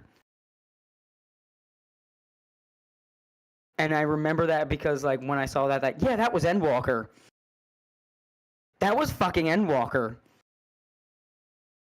I wish I could remember. Because I know exactly what you're talking about, but I can't remember, because it was like, because I remember like Jake, like that he becomes like an ambassador to other worlds or something. But I think it was after that, because I think it was like, oh, the Animorphs have to get back together to fight this thing. But it's like, it only actually appears in the last 4 pages. I'm sure someone's gonna know. But I just stuck with me because, like, yeah, that's Endwalker. Holy shit. That's what Endwalker did. Okay, I finally found it. Yeah, because so, like, Jake at the very end, like, is getting all the Animorphs back together because, like, Axe gets kidnapped and the alien's called the One. Okay, yeah, that sounds right. That sounds right. Yeah, the One. Because it comes kills out of fucking nowhere. Yeah, because it kills Axe. Yeah. Yeah, it just comes out of fucking nowhere, and that's your final boss, connected to nothing, but it's the biggest thing ever. And like that's Endwalker. Yeah. God, I'd forgotten all of this stuff. Because I remembered, I was like... Final Fantasy 14 story did the same shit. It was like you had this... Basically, the story's already resolved, but you have to kind of tie up loose ends. So here's new important villain that is actually behind, like, kind of like World of Warcraft when they wanted their own Thanos, when they were trying to jump on the MCU bandwagon, so they made the Jailer and just said the Jailer was actually behind all this stuff from before. They did the same thing in Final Fantasy 14. I'm shitting on it because Endwalker sucked, but I cannot emphasize how good it was before that. I just kind of put it because I'm a big Final Fantasy fanatic. I put it in the same sort of box as like Final Fantasy 9, where it's like this was peak up until the end. In Final Fantasy 9, I will never like it as much as some people do because yeah, it's amazing, but that fucking end. That end bit, the last disc is just doo-doo butter. It's just doo-doo. I wipe my ass. I wipe my ass with the end of Final Fantasy 9. And I don't like when the end is bad. Because that's the last experience you have with something. It doesn't matter how... I mean, it matters, right? But, like, even if like, right before that was amazing, that bitter taste in your mouth is just going to drag it down. Like, Final Fantasy 14 would have been up with 5 as my favorite if Endwalker didn't happen. If Shadowbringers Patch Quest was the end, and then it just kind of quickly resolved the thing with the remaining gods lingering around, it would have been peak, and it would have been up there with 5. But that kind of just bumped it down. Like, yeah, you had the potential to beat 5, but I gotta bump you down. I gotta put you down like 2 tiers because of Endwalker. And then Dawn Trail is like, Dawn Trail just feels like, like when a show ends and they try to make... Dawn Trail is like what Dragon Ball GT is to a lot of people. It's like it's over. You're just cashing in on more. Just cashing in on the nostalgia at that point. Yeah, or just like, oh no, the franchise can't end. We can't stop making money, but the story's over. What do we do? Oh, let's introduce a new villain. The last minute. Yeah, or with Dawn Trail, it's like, okay, let's not even like in the story before. You're the main character. Your character is the main character. You're the Warrior of Light. You're fucking important. And then after that, like, nah, this isn't about you anymore. This is about our new OC, Wook Lamont, who nobody likes, but the entire plot revolves around this one stupid character. Yeah, because I've seen a lot of people complaining about this Wook Lamont guy, and I'm like, who is he? Like, is he just like a character from the background? Like, no, they just introduced him into this. It's a girl. It's because they always do when they introduce new races. They have main characters that are like that race to sell it. And they had introduced. They'd introduced female versions of the Hrothgar, the beast people that were based on, the furry race, but it's based on Kimahri from Final Fantasy X. So it's like his race. Gotcha. So they added females for that race in Dawn Trail. So they had a main character that's a female Hrothgar, and no one fucking likes her. But then they had her voiced by a trans voice actress, so now you have people saying you're not allowed to speak ill of this character, even though everyone fucking hates the character. I gotcha. Now people are saying like, oh, Final Fantasy 14 went woke. No, I mean, to be perfectly fucking blunt, the actor probably got the job because they needed what sounded like a deep female voice. And they won't say it out loud. That is too funny.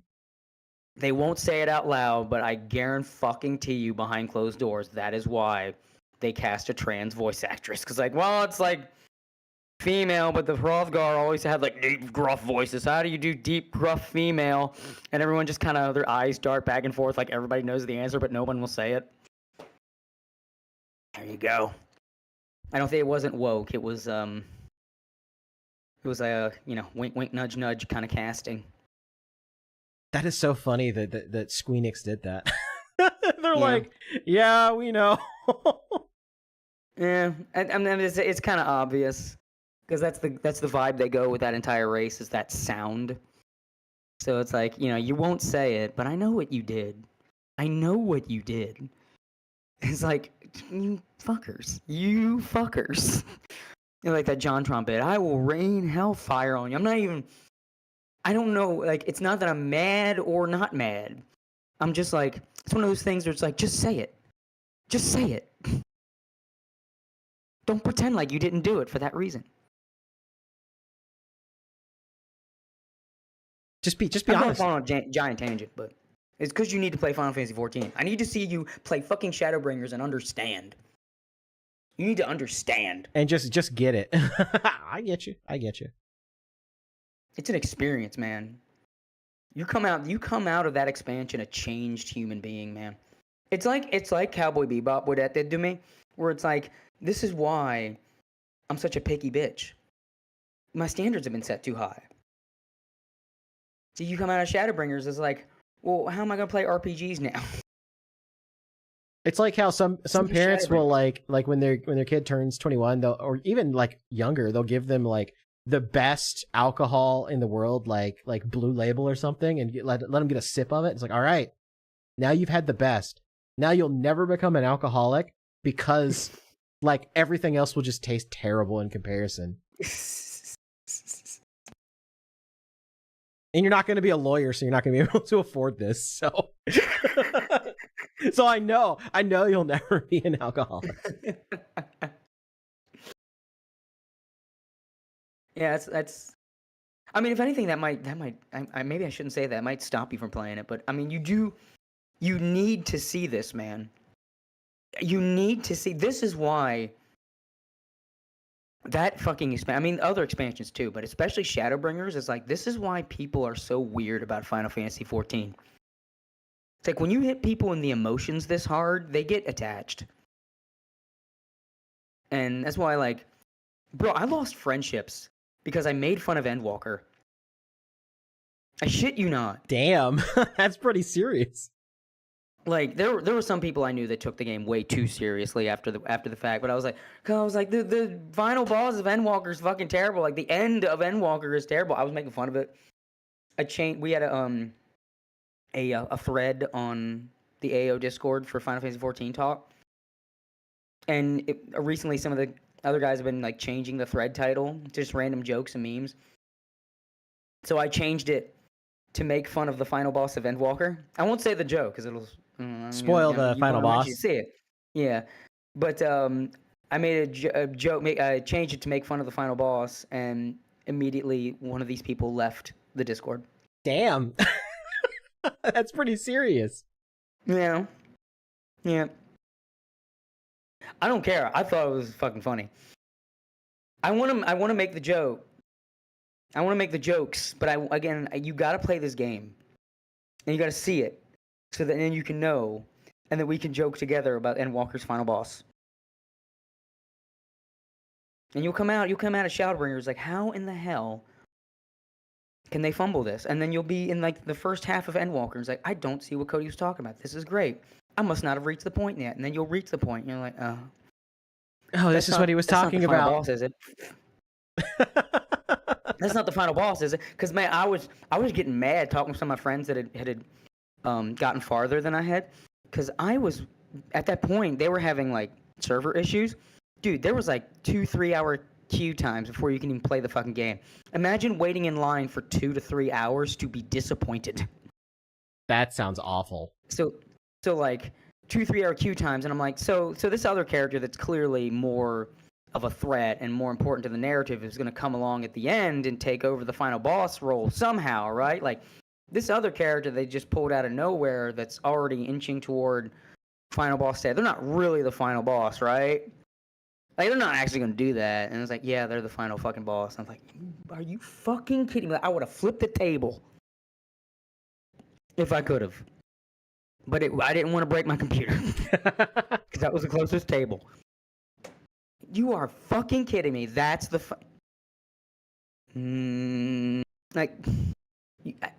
one day you're gonna play and you're gonna know. You're gonna know. We can make a stream out of it at some point. We could, absolutely fucking absolutely. Because I do need to get my personal channel remonetized. YouTube instituted a new thing where if you dip below a certain number of watch hours, they just take your monetization away till you get it back. So I do need to actually stream on that other channel again. You know what we could do? First we do the KOF streams. And after the KOF streams, we can have Cody walks Gator through Final Fantasy 14. This is true. You know, I know some other people that would be interested. So some people that haven't been around in a little while that are fans of Final Fantasy 14 that I can pull in as well. Yeah. Yeah. We'll do that. We'll do Gators. Gets to walk through Final Fantasy 14, and then I'll be there. You can have whoever else. Final Fantasy 14 Gator Walker. Yeah. And then exact perfect. Yeah, that's what you could call the series. Yeah, Gator Walker. And then I can be there when it dawns on you. Not Dawn Trail, mind you, but dawns on you. This is going to be the final boss of Endwalker. This is going to be the big finale of the story. I'm going to fight this. Yep. Not this guy, not this guy, not this other more important character. This. Yep. I want to be there. I want to be there when it hits. Especially when you've seen, like, Emmett Selk, and you've seen Shadowbringers, and you've seen all that shit. And you're like, there's no way. There's no way. There's way. I want to be present for that moment. It's like that's like a child's first steps. It's that kind of moment. You need present for that. I want to be present for when the realization hits Gator. Like, oh, that's a it. Fumble. That's it. that's the boss. That's like I dropped the football 2 inches from the touchdown line of the Super Bowl type fumble. Oof. So yeah, I think that'll be fun. We're still gonna get the KOF thing going. Oh yeah. Yeah, that was kind of we talked like at the end of December. We're like, yeah, we'll take January to set this up, and then around February start to like really, really hit it, because that's going to be kind of like a recurring series, because obviously we're not going to play every single game in one stream. Yeah, not on one stream. Yeah. Yeah, that ain't going to happen. Yeah, especially, I mean, most of those games are probably going to be one game per stream, and most of the stream's just going to be the boss. Yeah, get to the boss and get really frustrated and break my controller like Wings of Redemption. Like, I mean, and I'll just be there like mocking you, because I've beaten them all. So I'll just be mocking you. Could skip. I have the script waiting.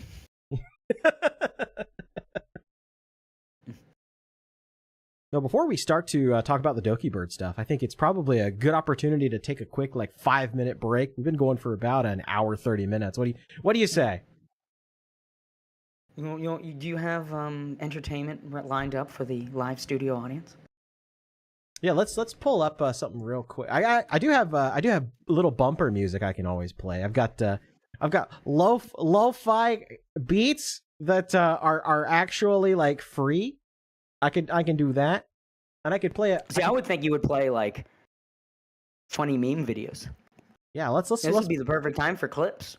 Yeah, let's pull up a funny meme video real quick. We can take a quick 5-minute break. Oh, we do have a super chat though. This is from Tomak for $20. Says, "Well, Gator, if you need to get your channel money back, how about you go through a record of Lotus War game that came out a few years ago, and tell us why the show is so good." Oh yeah, that was What was that, D-Lit and Wonder Labyrinth? It was D-Lit and Wonder Labyrinth. D-Lit and Wonder Labyrinth. It's a Metroidvania style game. Yeah. I heard it's okay. Like, it's not the best Metroidvania. But, like, if you like Lotus War and you like Metroidvanias, you'll have a good time.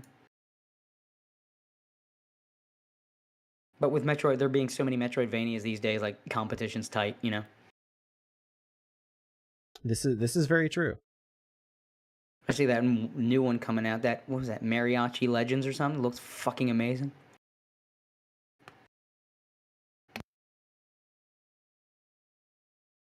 Let's see. I wish I had some clips queued up here. We do have, because we did bring up Nyana Banana. We could play this 7-minute video of Nyana real quick. Also, I have a song you can play the people. I have a little ditty. Now, it's an AI song, but I don't care because it's funny. So I think this will make a good put in the stream chat. I think this will make a good little time filler while we take our little break. Pulls close. I love this. That is amazing. Wait till you hear the song. Wait till you hear the song. It's like 2 minutes. They can't hear it right now. I'm listening to it real quick, but this is funny. This is amazing. Yeah. Oh my god. This is great. Oh, it lives rent free in my mind. This is amazing. All right, so we're gonna take a quick break. We'll be back. We'll be back in like 5 minutes or so. Here we go.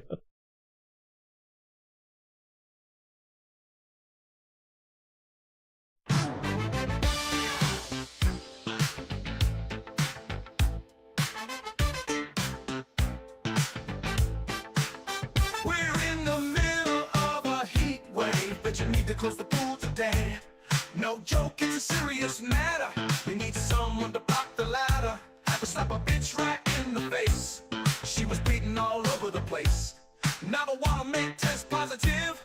Best close the pool if you wanna live. Pool's closed, pool's closed, pool's closed for today. Pool's closed, pool's closed, pool's closed due to AIDS. Summer is here, can't get any hotter. But we can't swim because there's blood in the water. Don't swim if you don't wanna get AIDS. Don't swim unless you're already gay. Pool's closed, pool's closed, pool's closed for today. Pool's closed, pool's closed, pool's closed due to AIDS. I caught a bitch on the water slide, stuck in the tube cause her ass was too wide. Now there's AIDS at the water park, more dangerous than swimming with sharks. Pool's closed, pool's closed, pool's closed for today. Pool's closed, pool's closed, pool's closed due to AIDS. Pool's closed, pool's closed, pool's closed for today. Pool's closed, pool's closed, pool's closed due to AIDS. Block the ladder, block the ladder. Block the ladder, block the ladder. You don't wanna get AIDS, bitch. Block the ladder, block the ladder. Block the ladder, block the ladder. You don't wanna get AIDS if you don't wanna get AIDS. Don't swim unless you're already gay. Pool's closed, pool's closed, pool's closed for today.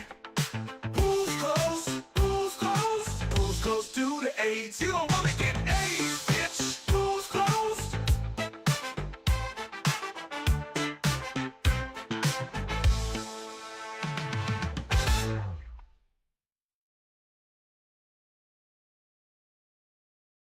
Well, that wasn't quite 5 minutes, but that was pretty amazing. Well, I figured you'd have the other clip you had in mind, and that'd be a little playlist. Yeah, I need to increase my repertoire of funny VTuber clips, because I had some in bookmarks, but I like scrolled through and I'm like, oh god, I bookmarked like 400 different reactions to the Doki Bird thing, and I couldn't find. I was like, oh shoot. Next time we'll have more of a commercial for y'all. Yeah, this was something I literally like thought up the other day. I was like, we should probably have like commercial breaks, because I know like when it gets to about like 2-3 hours in, like we're both sitting there like clenching the chair, just like, oh god, I gotta go to the bathroom. I gotta get something to drink. We're anime boomers. We're getting older. Our bladders can't last 12-hour marathon streams anymore. Well, I mean, if you want a perfect thing for commercial breaks, you ought to get some of those like track down some of those Japanese commercials for like games and anime and shit. It's tough to find get a to do that playlist on of those YouTube, because a later. lot of those like there's these like companies that go around and like copyright everything. Oh my god. Because I YouTube is remember the worst. I used to have like when I started my watch along streams, I used to have like this whole thing where we would watch like old timey movie drive-in videos like they used to play before the show started, and YouTube like literally everything in those videos is copyrighted now, and I'm like, oh my god, like this used to be just you could just play this and it was fine, but it's like no, it's like like the chime of a bell. Oh, this is copyrighted by, you know, Dick Fartbutt. What? It's crazy.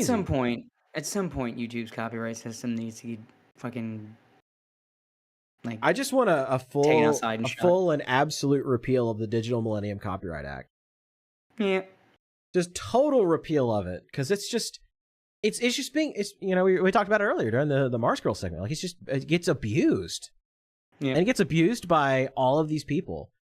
And it was passed by people that didn't understand the internet in the first place. Yeah, so it has nothing. It doesn't even make sense as a law. Yeah. Just go grab a bunch of those Japanese commercials that have like Tommy Lee Jones and Arnold in them. Yeah. Yeah, because we're gonna be doing a lot. We're gonna be doing a lot of anime boomers this year. Like, our goal is to at least do 2 a month consistently, which means that we'll have to catch up if we miss one. We were gonna do one last week, but Cody was sick, so we kicked it to this week. We're actually gonna do another one next week. Yeah. And hopefully coming to you from the new digs. Yeah, hopefully we'll have a new guest for that episode. All right. I'm working on something.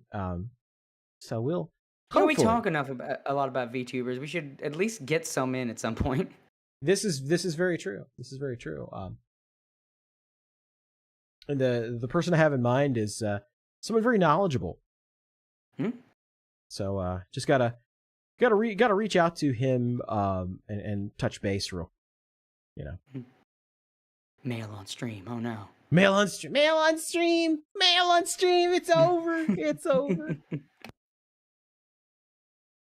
So next major topic we were going to talk about today is the Dokibird stuff, which I don't know if Cody saw anything about this, because this is kind of a breaking news story that just kind of came out. I heard little bits as they were happening. Yeah, so this literally broke like you know, that we had a bunch of other stuff queued up, like more anime topics and stuff, but this kind of like dominated the conversation because of just like it's once again yet another example of why Twitch sucks. And why because, you know, I was actually going to start streaming to, like, you know, because we're streaming to YouTube and X and Kick. And I was thinking about, like, actually, like, oh, you know, maybe I should just stream to Twitch, even if I'm not really going to promote it or use it or anything, because, you know, it's still good to have multiple platforms available. You never know which one people might prefer or whatever. But anytime I see this sort of stuff happen, it's just like, why would I want to waste my time with Twitch? You know, this is what the post says here. It says, despite following the rules because of the sudden rule change by Twitch rivals, Doki was forced to drop out just a day before the Marvel Rivals tournament. She was excited and practicing hard for the tournament. Please send love to her on this stream today. And so this is what Doki said in her chat. She said, I'm forced to drop out of the tournament, but me and someone else, I took it for the team. I get cut than my teammates. I'm crying, but it's for the best. I don't need the clout or the money as much as my team. And so there's a service here that actually lets you go back and kind of look at her chat, so you can kind of see how this developed. So this was from her stream yesterday. Yeah, January 6th. It says so this is what she says. She says, "Okay, I'm actually so mad. Let me move my little gator out of the way here a little bit so you can see it. Says, I'm actually so mad. I'm being told that other streamers are purposely targeting my rivals team, and apparently some teams are trying to get me disqualified, even though there are teams that are also extremely try-hard and unfair. They're trying to get me disqualified the day of so I couldn't participate and find people in time on Saturday. But if you look at the official list, there's teams that are 4 pros or pure Overwatch players. Just talked with Twitch. This was 10 minutes later. Just talked with Twitch staff since I was really mad about this. And they said my team is okay and other teams were spreading false rumors, but I won't be disqualified. It's just so dumb because I followed the rules and maximized my team towards hoping to make it to the finals. My 2 gold plat players don't even play that game often or have an Overwatch background. Other teams grab pros from Overwatch or Apex to be their platinum player. At best, I grabbed someone that used to be in the top 2 scene for female competitive Valorant, but she's never played Rivals or Overwatch before. I'm sad because now I have a bad reputation amongst the big Twitch streamers because they were the ones that complained about me and my team. But I saw other teams that were min-maxed out even harder than my team. Just feels lose-lose. If I win the tournament, people will just say my team was cheating, and if I lose, people will make fun of my team for losing, even though it was considered, quote, OP. I even double-checked with staff before confirming my team, and they said it was okay. It just sucks if people force me to swap my teammates. Also, it's like I made a team of people I played with in rank who helped me get top 500. I don't know anyone that I'm close to that's a content creator in my ELO other than Mac. And the others I know were already picked up by other teams. If they didn't want good players, they would ban pros from all games. If it's a content creator tournament, make it a content creator tournament and ban pros from all games. And ban all players who participated in Marvel Rivals tournament, which would already be half the players in Twitch Rivals. Some teams are mad that I didn't make a content creator team, but it's like, I love Marvel Rivals, and I like playing in a highly competitive environment. So of course I'll make a team like that. I don't have super big streamers on my team, but I have good players. And then she said, I'll stop talking about it and move on. Thanks for listening, Dragoons. I really needed a rant. And then that was the reminder from that one. Pro gaming was a mistake. Esports was a mistake. I remember a day where if you were a professional gamer, you wanted to prove it in game instead of doing this fucking teenage girl, murmuring behind the scenes bullshit to try to get someone removed, banned, or whatever the case may be, to try to lighten the competition. Well, it gets even better. I guess you're just bad. If you can't handle it, you're bad. Well, it gets even better when we actually go to the list of players. Fuck is Twitch? What are you worried about losing in Twitch Rivals? Who gives a fuck about Twitch Rivals? What do you win? What do you win? What do you win from Twitch Rivals? Well, I'm gonna get into that next. Because I have to save who's actually in the tournament for the end, because it's going to be immediately apparent the likely suspect who done it. And when you see who it is, you're gonna be like, oh yeah, I 100% believe it was this person. 100%. So Doki actually did a stream today. This was a sponsored stream of a game that she was playing. And she posted in the chat what was happening. So, this stream the other day, Twitch basically told her, don't worry about it. Your team is perfectly fine. There's no, nothing, you followed the rules. Everything is good. It doesn't matter if these pro players are bitching about your team. Everything is good. All right. So now we go to today. Right? So this is her Cookie Run Kingdom stream that she's literally doing right now, actually. So she said, last minute rule. This was at, I think that's EST. Let me see up there. Okay, I can't tell if that's EST or not, but I know it was this afternoon when she posted. So that's probably correct. So last minute rules change for Twitch Rivals, maybe IDK yet. All captains have to go to a mandatory meeting to figure some solutions out in an hour. So then she posted an hour later and she said, I might have to drop 1 or 2 of my teammates, which sucks because I have to find a replacement literally in 1 day. I don't know for sure yet, meeting starting now. Teams pushing hard at me to cut 2 of my players and find a replacement in 1 day. LMAO, I get punished for just following the rules because everyone is crying over imbalance and how it's a content creator tournament, but I get shit on by Twitch Rivals numerous times because teams always stack and I just had to deal with it. No one was ever punished in the events I was in where I had to go against top teams. I can't do anything about it. Streamers with millions of followers are mad. I'm just a nobody in this event, so my opinion means nothing. Now they want to take my teammates, even though I was the one that scouted them out when no one else did. Because my 2 teammates that might get cut still want to play, and they said there's an option for the other teams to take them. And it's just frustrating all around, makes me not want to play anymore. A for fun event is now making me so upset. I wouldn't say it's for fun. I wouldn't say for fun. It's highly competitive, but I was looking forward to it so much. But now I dread tomorrow. And then she posted 10 minutes later, she said, I'm forced to drop out of the tournament. But me and someone else, I took it for the team. I rather I get cut than my teammates. And then she said she's crying, said, but it's for the best. I don't need the clout or the money as much as my team. And then Twitch staff was flooding in there trying to apologize. She said, LMAO, Twitch staff trying to apologize, but I'm still getting cut.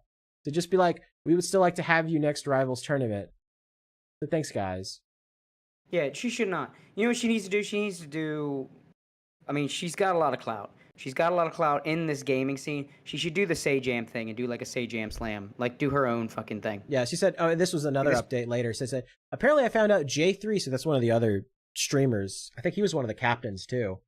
Yeah. He said, I found out J3 also dropped out with the same reasons as me. He didn't want to cut out his other players. Okay, so she's going to do a member stream, apparently, to vent about it. So I'll have to tune into that, because I'm a long-time Dragoon. So I'm not at pro level at all in any game, but being this high ranked actually limits so many opportunities for me as a content creator. I wish I wasn't so competitive. It's just frustrating. I want to place high, but I get so many restrictions, and this is not the first time I'm placed at the same level as a pro who scrims and grinds the game every day. It's easier to be a content creator in lower ELO than it is high. Sorry last rant about it, the thought just hit me hard. Just now my impulsive brain was like, don't tweet about it! Okay, and then it's the cookie run. Yeah, so, like, the whole thing here is that, so Doki, you know, she works with all these people and like finds these other creators that are like really good at Marvel Rivals, and they help her get to like the very top. But because she's ranked so high in Marvel Rivals, now she's considered on the same level as a lot of these professional gamers.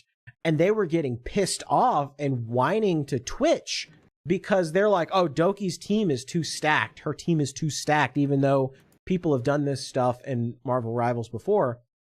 And one of the other players on her team actually managed to get a higher rank just from playing the game.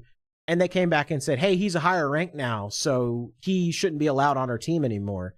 And it's just this whole catty BS. It's so pathetic. It is. It is pathetic. And when you find out, like, you know, some of the guys that are in this stream, you're going to be like, yeah, I know exactly who did this. I know, like, I mean, of course, we don't know who did this, but it's obvious that there's a prime suspect for who probably did it. And if you're a VTuber, get off Twitch. Get off Twitch. The only place for VTubers on Twitch now is Thoughts. Like coon baiting VTubers. This platform doesn't want you. It's an awful platform. It's technically terrible. There's no, like, just don't even bother with them. Someone in the chat said the member stream will no longer take place. She chooses to rest and relax. Good for her. I'm glad. Because she needs it. She needs it because that's, you know, I get so mad. Get off Twitch. Get off Twitch, yeah. I'm so mad. I am so pissed off when I see people, like, number one, just target VTubers in general because they're you know, these people are being shitheads because it's an anime girl and that makes them just irrationally lash out. Like you know, show me on the Fumo where the anime touched you. It's their undeveloped amygdalas. Yeah. And the second thing is, like, I get really pissed off when I see people go after Doki Bird because she's literally like one of the funniest and nicest people you will ever see online.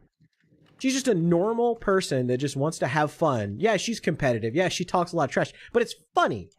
She's entertaining. She's legitimately good at video games, and she's a little bird brain. So it's great.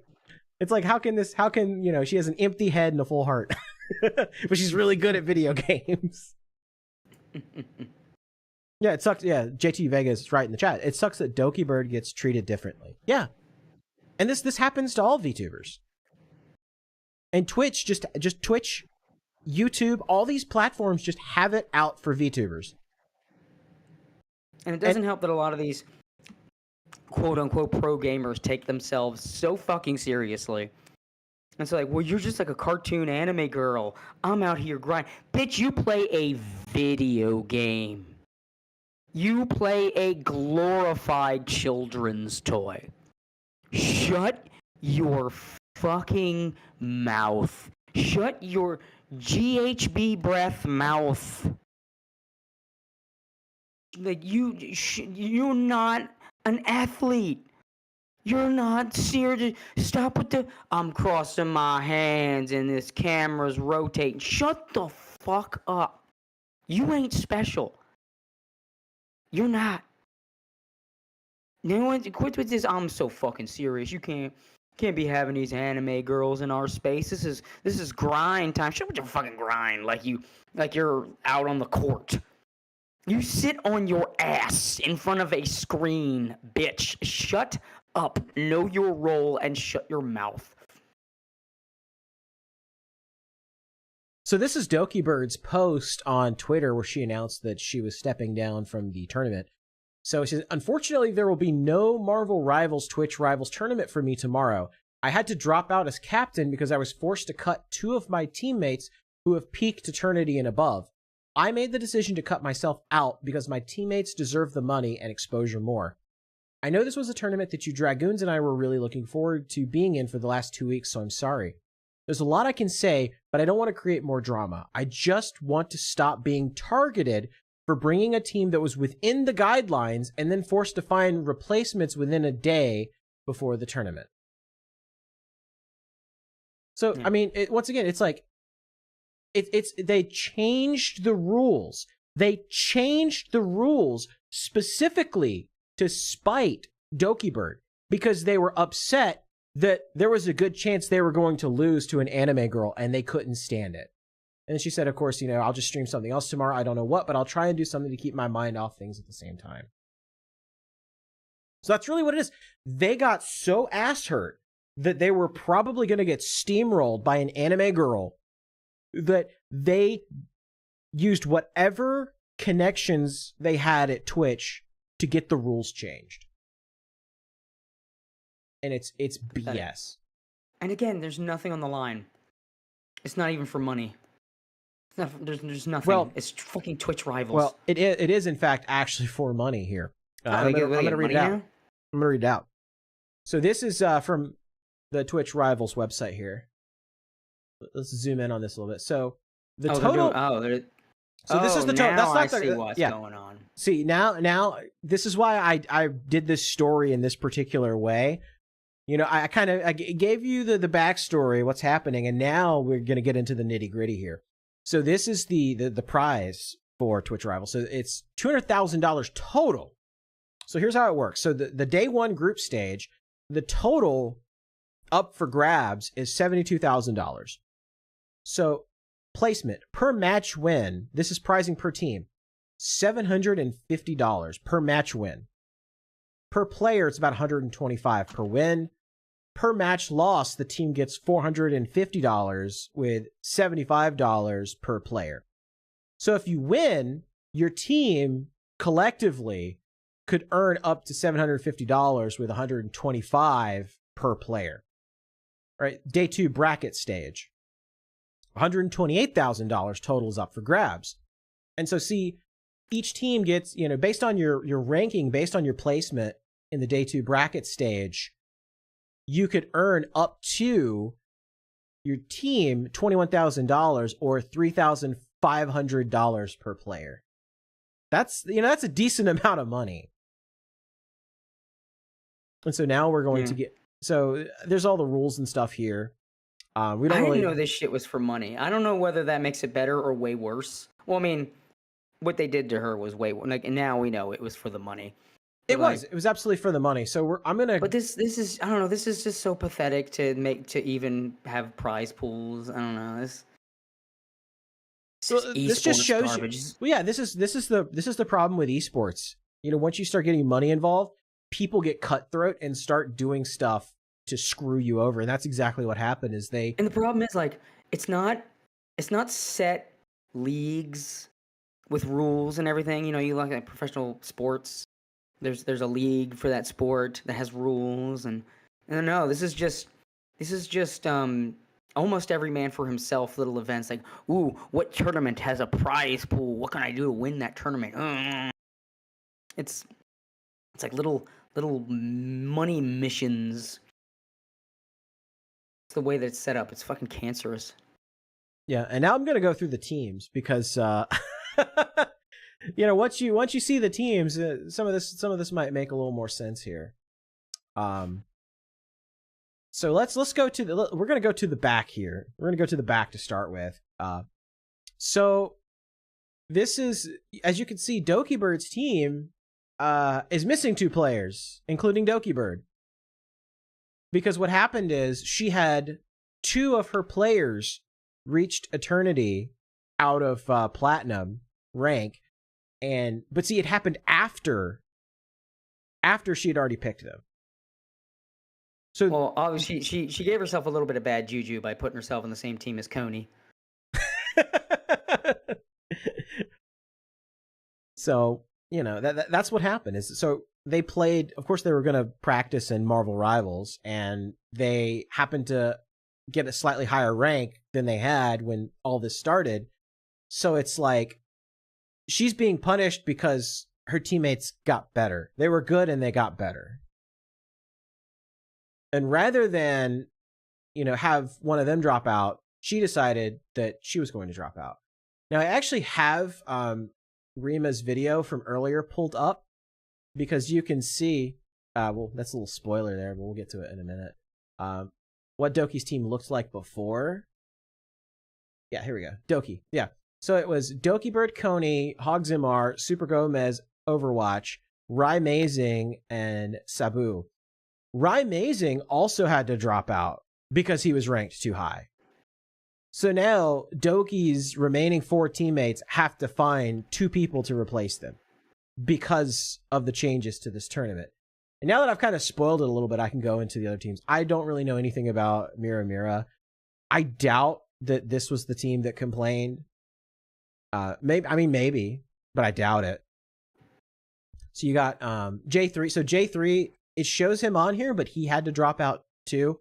Brawl Pro's on this team. So I don't think he was the one that complained either.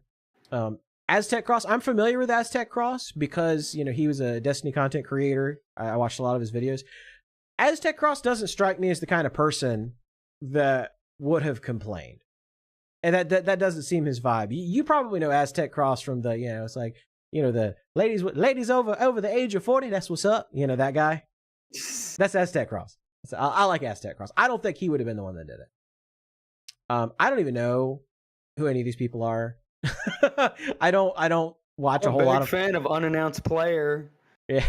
I don't know who a lot of these people are, so I couldn't really say one way or the other. Zentrea's on here with their team. I recognize some of them. I don't think Zentrea would have complained either. The person that I suspect that was the one that had an issue is these 2 guys here, XQC and Shroud. See, now does it make it starts to make sense now? Yeah, like, yeah. I think it was either XQC or Shroud or both of them that were upset that Doki's team was really good. And so I think that they got Twitch to change the rules just to penalize Doki and force her team to either get disqualified or break up. Yeah, I see what you mean now when you see who. Yeah, when you see who it is, you'll all of a sudden be like, oh, you know, the wheels will start turning, start percolating there. 100%. I can just hear XQC being a little semantic rat and just well, according to the rule, how we should be, like, he's probably talking really fast and getting really, because he can feel the money slipping away, even though he's got enough of it and he likes to flex it. You know, it's never enough. He needs to look good too. And, you know, being beat by an anime girl with a Chet, I swear I'm good at the game. It's not fair, Chet. Chet, she pulled in people that were too high rank. Chet. I just smell it on him. What pathetic little snakes. Even if it's not them, whoever it was. Pathetic little snakes. I'm telling you, if you're a VTuber, just fuck Twitch. Get off Twitch. Don't do Twitch. There's nothing for you there. It's not the gaming hub it pretends to be. It's a fucking OnlyFans advertising platform. Pretty much. Just don't bother with it. Don't bother with it. Go to Kick. Go to Kick. Fucking Rumble Gaming is more of a gaming center than Twitch. And while we were on the air, actually, Doki posted another update to kind of explain the situation in a little bit more detail. So this was about an hour ago. She said, I thought about it for a long time, but I'll make one last statement. I was invited to the tournament last minute when the rules allowed 4+ diamonds and above. I was not aware of the old rules, and I asked for the team list to gauge how competitive it was going to be. I saw some teams that were stacked already and tried to make a team that followed the guidelines I was given. When I got the invitation, I was playing with a few people who were helping me end up in the top 500, and they ended up being on my team since I asked them to join me during my ranked session. During the last week, I was told by multiple people and my teammates that rumors were being spread that I was going to get disqualified on Saturday, or that Twitch staff was planning on making me change my teammates. My teammates got worried and asked if this was true since people were saying that to them, so I messaged staff multiple times and quadruple checked everything and was reassured that it was not the case and that these were just rumors, that my team is within the guidelines and that nothing will happen. Even before confirming my team officially, I asked if this was okay and was given the same reassurance. I was relieved, organized scrimmed with my team, did VOD reviews and made strategies for the tournament. Being told with less than 24 hours that it was indeed happening just felt depressing, since I felt like I did everything I could to avoid this exact situation. I understand that those who dropped out will still be compensated, but I didn't join the tournament for money. I was even given an option to join a random team that needed a high ranker to make up for it. But I wanted to play with the team I made, with people I'm comfortable with. I just enjoy the game so much, and as a content creator, it's rare for me to be invited to these types of tournaments and to be able to compete at a high level since I'm not a pro, but yet I have a high rank. Putting me in the pro category is always such a detriment to any team I join because I cannot perform at a level like that, if ever. I'm just a competitive person, but I'm not at a level 1 called professional. There's so little opportunities to compete for those who are content creators but aren't as skilled as regular pros, but are grouped within that category, and I just want to experience a competitive environment again for a game I was really passionate about. In the end, I decided to drop out because the team I made was not a team full of big streamers and was a team that wanted to do well for an opportunity to have eyes on them in a big event and potentially grow from it and a chance to win a bigger prize money. I want them to be able to have that opportunity since I've already been fortunate enough to be lucky and experience lots of support and growth because of you guys. Even if I'm not able to participate, I hope you support the rest of my team and cheer them on. You know, I don't know the other two players that she's going to get, but like I am Team Dokibird 1,000 million %. And it just like this finding out that literally they changed the rules just specifically to spite Doki. And then Twitch didn't even have the balls to be honest with her about it. Like when she asked them, hey, is my team okay? And they said, yeah, you're fine. And then comes back tomorrow and just like hits her with that. Like this is absolute bullshit. What kind of a shit show are you running over there, Dan Clancy? You can put on a Vtuber blackface and pretend that you're a Vtuber, but you're going around and saying one thing and doing something totally different. This is bullshit. This is absolute bullshit. Twitch is absolute bullshit. I'm saying right now, if you're a VTuber, get off Twitch. They don't want you, and they're just gonna make things difficult for you. Stay away. They're not for gaming. They pretend they're for gaming. Again, they're just for OnlyFans girls. That's it. That's Twitch. Twitch is just a place that tries to exploit mind-numbed 13-year-old boys. That's it. That's the entire point of the website. Get off there. Set yourself up a good YouTube channel, or Kick or Rumble, whichever one. I don't know if you think Rumble's too political, fine. They're trying not to be, but if you don't want to get caught up in that, fine. Kick's over there. They're changing their image, or just go to YouTube, but stay off Twitch. Twitch is not. If you're serious about this shit, Twitch is not for you. It's for dumb, adrenaline-crazed, hormonal teenage boys. That's it. Which is funny because you're supposed to be 18 years or older to use Twitch, but they obviously don't enforce that rule. Oh, God, no. I would guarantee you most of its user base isn't 18 years old. They'll never enforce that. Twitch, it's just doing the same thing like MTV was doing back in like the latter half of the 2000s. It's when they were just running like The Real World and like, ooh, who's boning? Oh my God, boobies! It's a reality show where the girls and the boys are making out. Look at them making out. They got one's got a tongue in the other one's mouth. Oh, they're in the bikinis now. I am going through puberty. This is for me. My hormones say yes. The internet is not prominent yet. I do not have access to endless seas of pornography. This will have to do. Was that like teenage Bill Cosby? I like when they put the Jell-O in the pudding pop. You are getting sleepy. Very, very sleepy. No, that's Either that's Twitch we now. fucking or I'm fucking. One of us is fucking. You can either be a part of it, you can either be a participant or a spectator. Either way. It's that's Twitch. Yeah, that's Ryan, Twitch now. Yeah, Ryan, the editor in the chat's right. He says you can get banned for suggesting the cam girls are giving sexual favors for a better algorithm favor. Yeah, which means they are. Which means it's true, obviously. Yeah.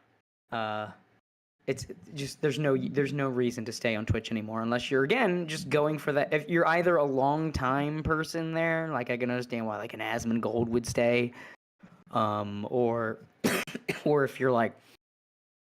Okay, yeah. Chat's correcting me. So, in order to register for a Twitch account, you have to be 13 years of age or older. But if you're between 13 and 18, your parents have to like monitor what you're doing. Obviously, that's not happening. Yeah, no. They exploit the hell out of teenage boys. Like that's what Twitch is for. And so there's no reason no, it's not about gaming. No, get the fuck off that platform. Go to YouTube. Again, or Rumble or Kick, but if you're just like, well, I don't know if I should, YouTube. There you go. There's no need to stay on Twitch. Just abandon that fucking sinking ship. What I think Dokibird needs to do... wasting your time. What I think Dokibird needs to do is she needs to organize her own tournament. You know, she has a history of doing that. She'll, like, put on her own tournament. I think she needs to just, like, say, fuck Twitch rivals. Just set up your own tournament. Yeah. And then you can determine what the rules are. Mm-hmm. And you won't have shitheads like XQC that are going to go there and use the clout that they have to get the rules changed because they're ass hurt that a girl with an anime avatar might dunk on them and humiliate them. Yeah. Because he's a bitch. Yeah. He's a whiny little bitch. 100%. 100%. You know he's insecure. Look at all that fucking money flexing he does. Yeah, he is a insecure shit. He's an insecure little bitch. Yeah, that's 100%. I'm with you. 100% believe he. I am never going to let him live down the fact that he was so scared of a little anime girl that he demanded Twitch change the rules in this tournament just so he didn't have to face her and her team.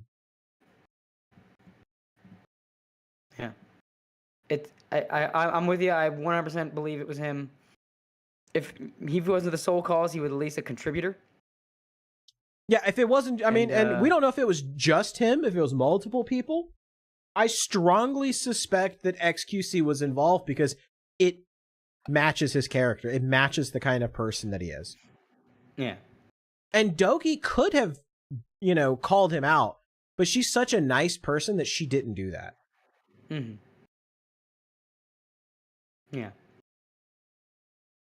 Yeah, Ryan Chat says, you keep dunking on XQC, but I think it's more Shroud. And it could be Shroud, for all we know. He's probably involved, too. Mm-hmm. Shroud's, very similar to XQC. It's these hardcore, try-hard people that, they prize money's involved, and she's like, oh, I gotta win at all costs, so I'm going to use my clout with Twitch to get them to change the rules. Mm-hmm. That's 100%. 100%. Like it, and Amelia may not be around anymore, but we are doing a little investigatoring here. It's like you should be playing the Blue's Clues. We gotta find, trying to figure out who was the guilty party, or if there were multiple guilty parties. I think it was XQC and Shroud. That's my personal opinion. Mm-hmm. I agree completely. Yeah, fuck them. Fuck Twitch. Yeah, my advice to Doki is just for her to set up her own tournament after this. Don't get involved with Twitch. They're snakes. The whole thing is run by snakes. It's run by snakes. It's run by terrible people. Mm-hmm. It is run by people who will bend the knee if somebody has enough clout. It astounds me the how just little beta bitch boy the people running Twitch are. Like, they will just bend the knee to people that they should be telling what to do. Like, we run this platform that you use. But then these cloud goblins will just like control the people controlling Twitch. Or then you have like the way that they simp for these women. Like, the people running Twitch are just the most pathetic beta male motherfuckers. It astounds me. These people just have no control over the people on their own site.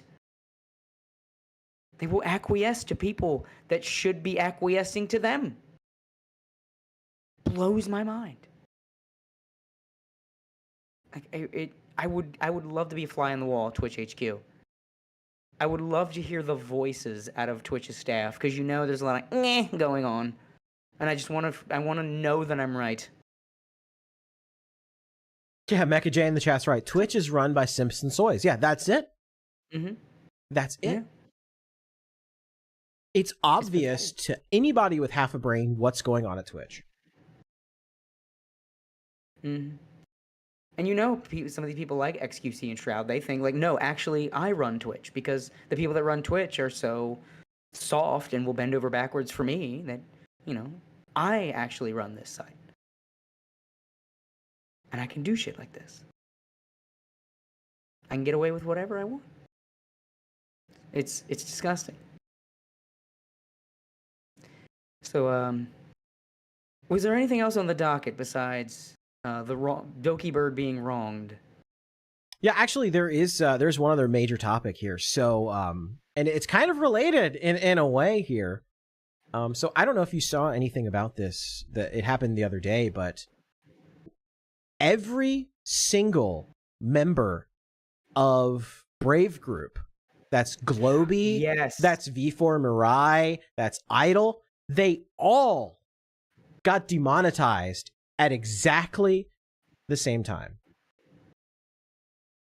So this was on Twitch, right? This was on YouTube. Oh no, right. I'm thinking this was YouTube. Yeah, I'm thinking the Mythic guys.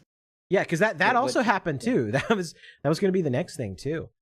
So the Mythic, for people that aren't aware of what Mythic is, they take Greek god characters and they gender swap them. So Ares, so you got Ares and Zeus and Hades are female VTubers. They did the other thing and decided to add some male VTubers to the company, and so they use the goddesses like Artemis, for example, and so they're like, dudes. Well, before they even debuted, Twitch suspended all of them. Just out of nowhere. Get off Twitch. VTubers, get off Twitch. Just don't touch it. It's a bad place. It is a silly place. Don't touch it. Don't touch it. Here, I'm gonna pull this up real quick. Yeah, so this is from Artemis Mythos a couple days ago. Said, I need some help Twitch, I just suddenly was hit with both a suspension warning and an indefinite suspension, literal minutes within each other, and I have no idea why. Please, my debut is tomorrow. And so this is the post here saying, you know, Dear Artemis Mythos VT, Twitch is blah, blah, blah, blah. Reason, fraud, actively engaging in fraudulent activity. And I know this is a screenshot for Ant, so I'll zoom in a little bit closer to it. Yeah, so here it is. Fraud. Actively engaging in fraudulent activity. We'll zoom in a little bit more here. So you can see that. So that was for Artemis from Mythos. All right. So we go to the V4 Mirai stuff, and I'm going to pull this up real quick. Which is it's very interesting that this happened here. And I'm going to Brave Group. Pull this up here because I accidentally closed the tab like an idiot. Idle Ian. There it is. Okay.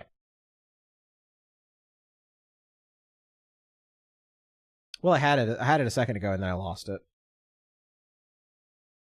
Idle YouTube fraud. Okay. See, this is why I hate what he's done with X, what Elon's done with X, because it's so much more disorganized than it used to be. I can make money from it now, so I'm not gonna complain about the site. I can make money from my pictures.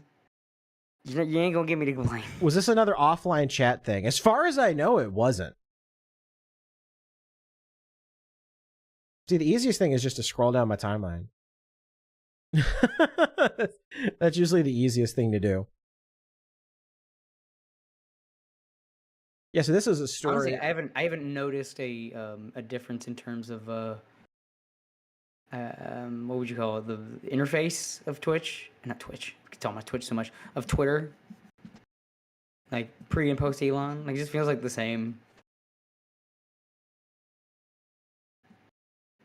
Yeah, here this is from VTuber News Drop. Most of the VTubers affiliated with Brave Group, US, Idol, and V4 Mirai are hit with a sudden demonetization by YouTube for, quote, fraudulent activity, prompting some of them to stream on Twitch while the pressing concern is currently being raised to the platform. So there that is again. In the same span, the same week, on two totally different platforms, Mythos and their debuting VTubers are hit with this mysterious fraud charge and have their accounts banned. And then it happens to the vast majority of the US branches of Brave Group. So Idol, V4 Mirai, etc. I mean, that makes me wonder, you know, if they had happened, maybe one happened and then it was like months later the other happened, it would make me feel like, okay, well, obviously, don't be filling out the pins on your Peppa Sylvia board quite yet, Gator. You're getting a little schizo in there. The fact that it happened within a week makes me think that like there's something else going on here. Yeah, I think somebody brave pissed off someone at YouTube corporate. Well, no, I mean, not even just Brave, because it happened, the same thing happened at Twitch and YouTube to two entirely different companies.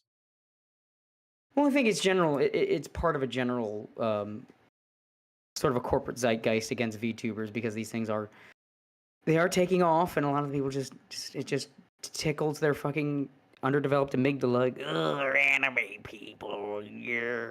Well, I have a couple of theories. I think they are unrelated, just as timing is coincidental. Just I think someone at Brave just rattled somebody at YouTube, and they just had an Elon moment, like, yeah, we'll take that.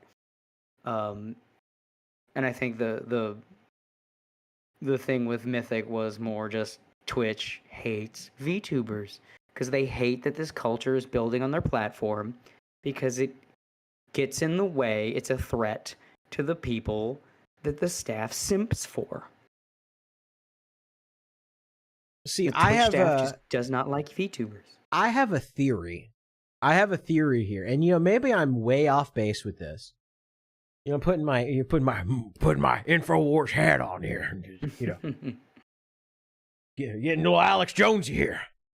I'm a little retarded, but I'm wondering if this has anything to do with the credit card companies and payment processors having a hate on for Japan. And I'm wondering if something happened in one of their automated systems that triggered these platforms to suspend these accounts and called it quote unquote fraud. Because as you know, and it's been a frequent topic the past 2 years on the podcast of all of the crazy stuff that Visa and MasterCard and all these other payment processors are doing to like Japanese websites and companies and entities, and it's crazy. Anything anime adjacent is like on the chopping block. And Visa and MasterCard swear up and down, oh, it's not us, it's the third-party intermediaries. We're not doing it. But then the third-party intermediaries, they say, we're not doing it. They told us to do it.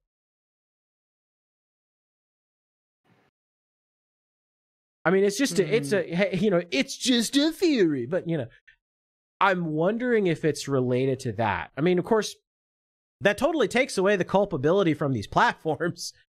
Maybe it's just YouTube and Twitch just hate VTubers so much that they just unilaterally did this.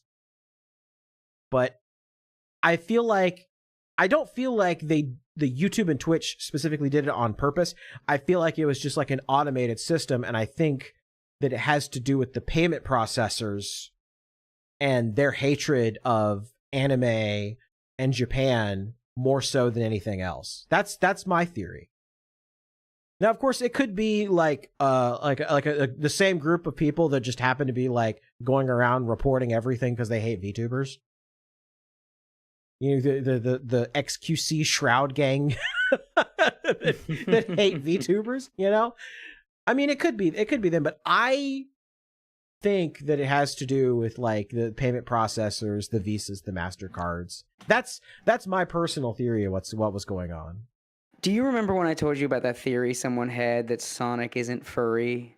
And then I said their reasoning, and I was like, I don't know if I agree with you, but I can't say you're wrong either. That's how I feel right now with your theory. Yeah, like it's a little. It requires some leaps of faith a little bit, but I'm wondering if something like that might be well, of course, and another VTuber that got hit was Lorelei Locke. She got hit and demonetized because of that too.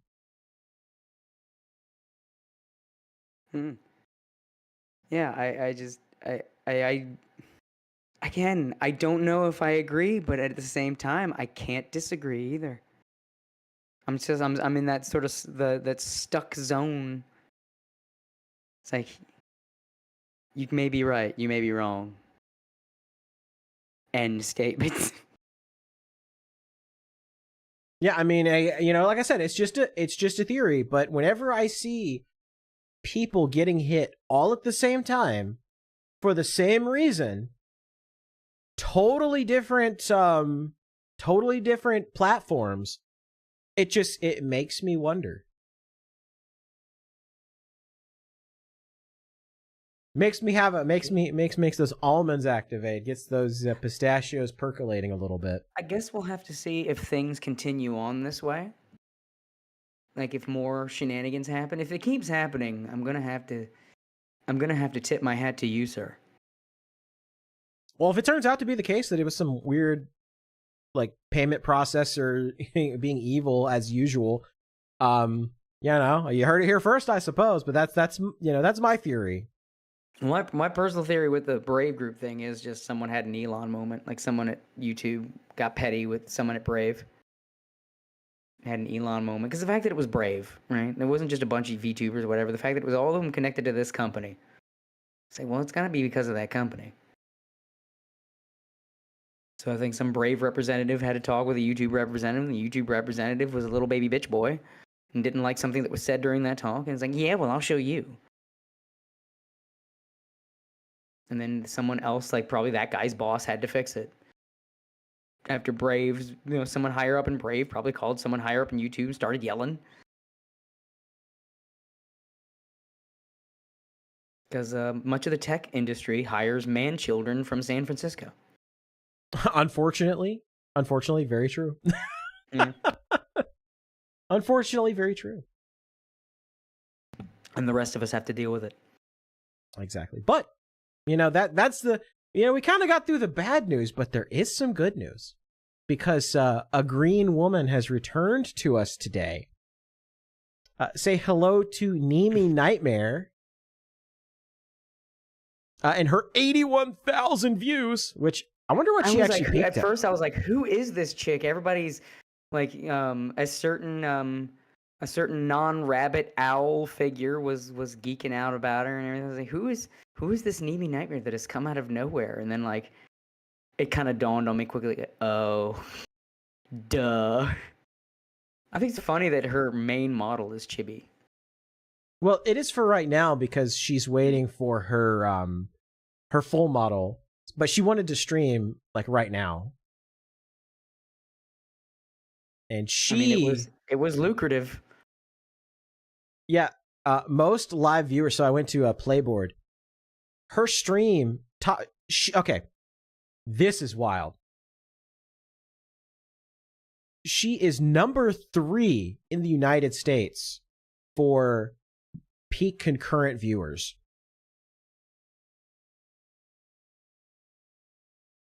Damn. Worldwide, she's in the top 50 at number 37.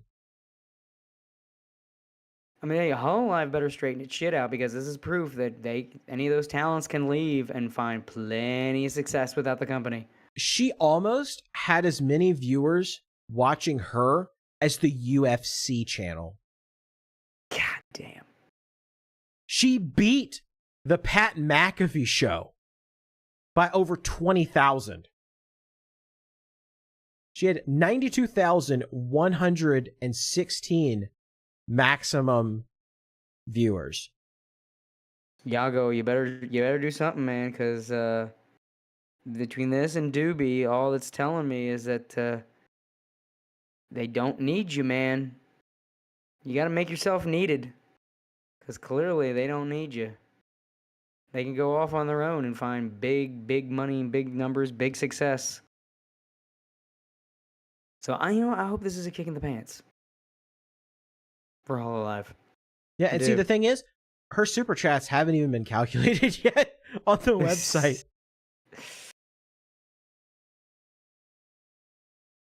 Like, I can only imagine. Yeah, they haven't even been calculated yet. I'm sure it is going to be astronomical. I'm surprised she went with a whole new persona and didn't just do Lemon Leaf again. But I guess she kind of recognized her brand changed as Fauna, and Lemon Leaf wouldn't be able to cater to that because Lemon Leaf was like more cutesy, lolly-ish. So yeah, well, I guess and this was she was also to... primarily like an ASMR streamer too. So I feel like this is like she decided to do a brand refresh because that's ASMR is not the only content she's going to do. Yeah. So I feel like well, it's like I've kind of spitballed, updating and refreshing the gimmick a little bit. I've been the same look, the same character for 10 years. It might not be a bad idea to kick the tires a little bit, or just branch off, do a little side thing. Yeah, exactly. I've debated doing that a little bit. But it's easier for her to rebrand because she's coming back, right? Fresh, coming back from a highly successful career as another VTuber character. Yeah. I wish her all the best. I mean, I'm probably not gonna follow her just because her content was never my thing. I really don't like ASMR, and I like her personality and everything, but I always liked her like in collabs with other people I watched. Oh yeah, like her That's funny. collabs with Mume Yeah. were dope. Yeah, I'm gonna miss that stuff. I know. But she's gonna collab with some of the other Hollow refugees. I mean, Well, not just them, but I'm sure people like Mint and Dokibird too. yeah. And we'll have the Niji Sanji Hololive collab we never got when we still had faith in Niji Sanji. Right. Again, this needs to be a sign, a kick in the pants to the corpos. Like, look, they're just fine without you. You better do something to be needed. Yeah, because we're getting to a point now where it's almost better to be an independent than to be in the corpo, because you don't have all of these restrictions on you as an independent. You know, you kind of get to make the content that you want to make, and you don't have somebody over you telling you, well, you have to do it this way, you have to do it that way. I mean, we just, there's all these rat about, why Mokoko posted, about her nicknames. I don't know if you saw that.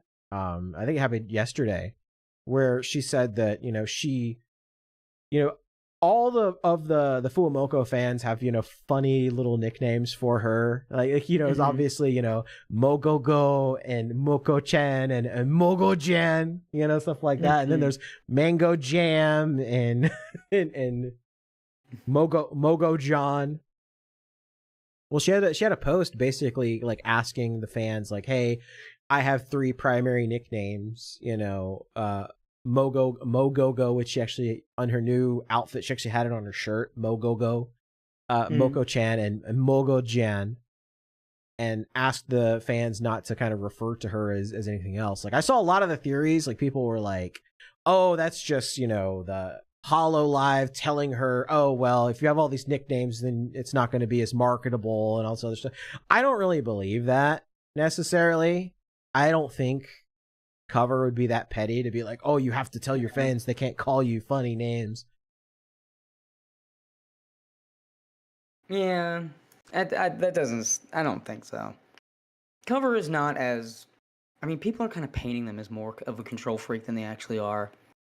Well, I think the way that, Amelia left, and the way Fauna left, and Chloe and all the other VTubers, and the things that they're saying behind the scenes that are happening, I feel like it's kind of given, like, people are kind of looking at Hollow Live like they did Niji Sanji after the Dokibird stuff, and they don't trust Cover.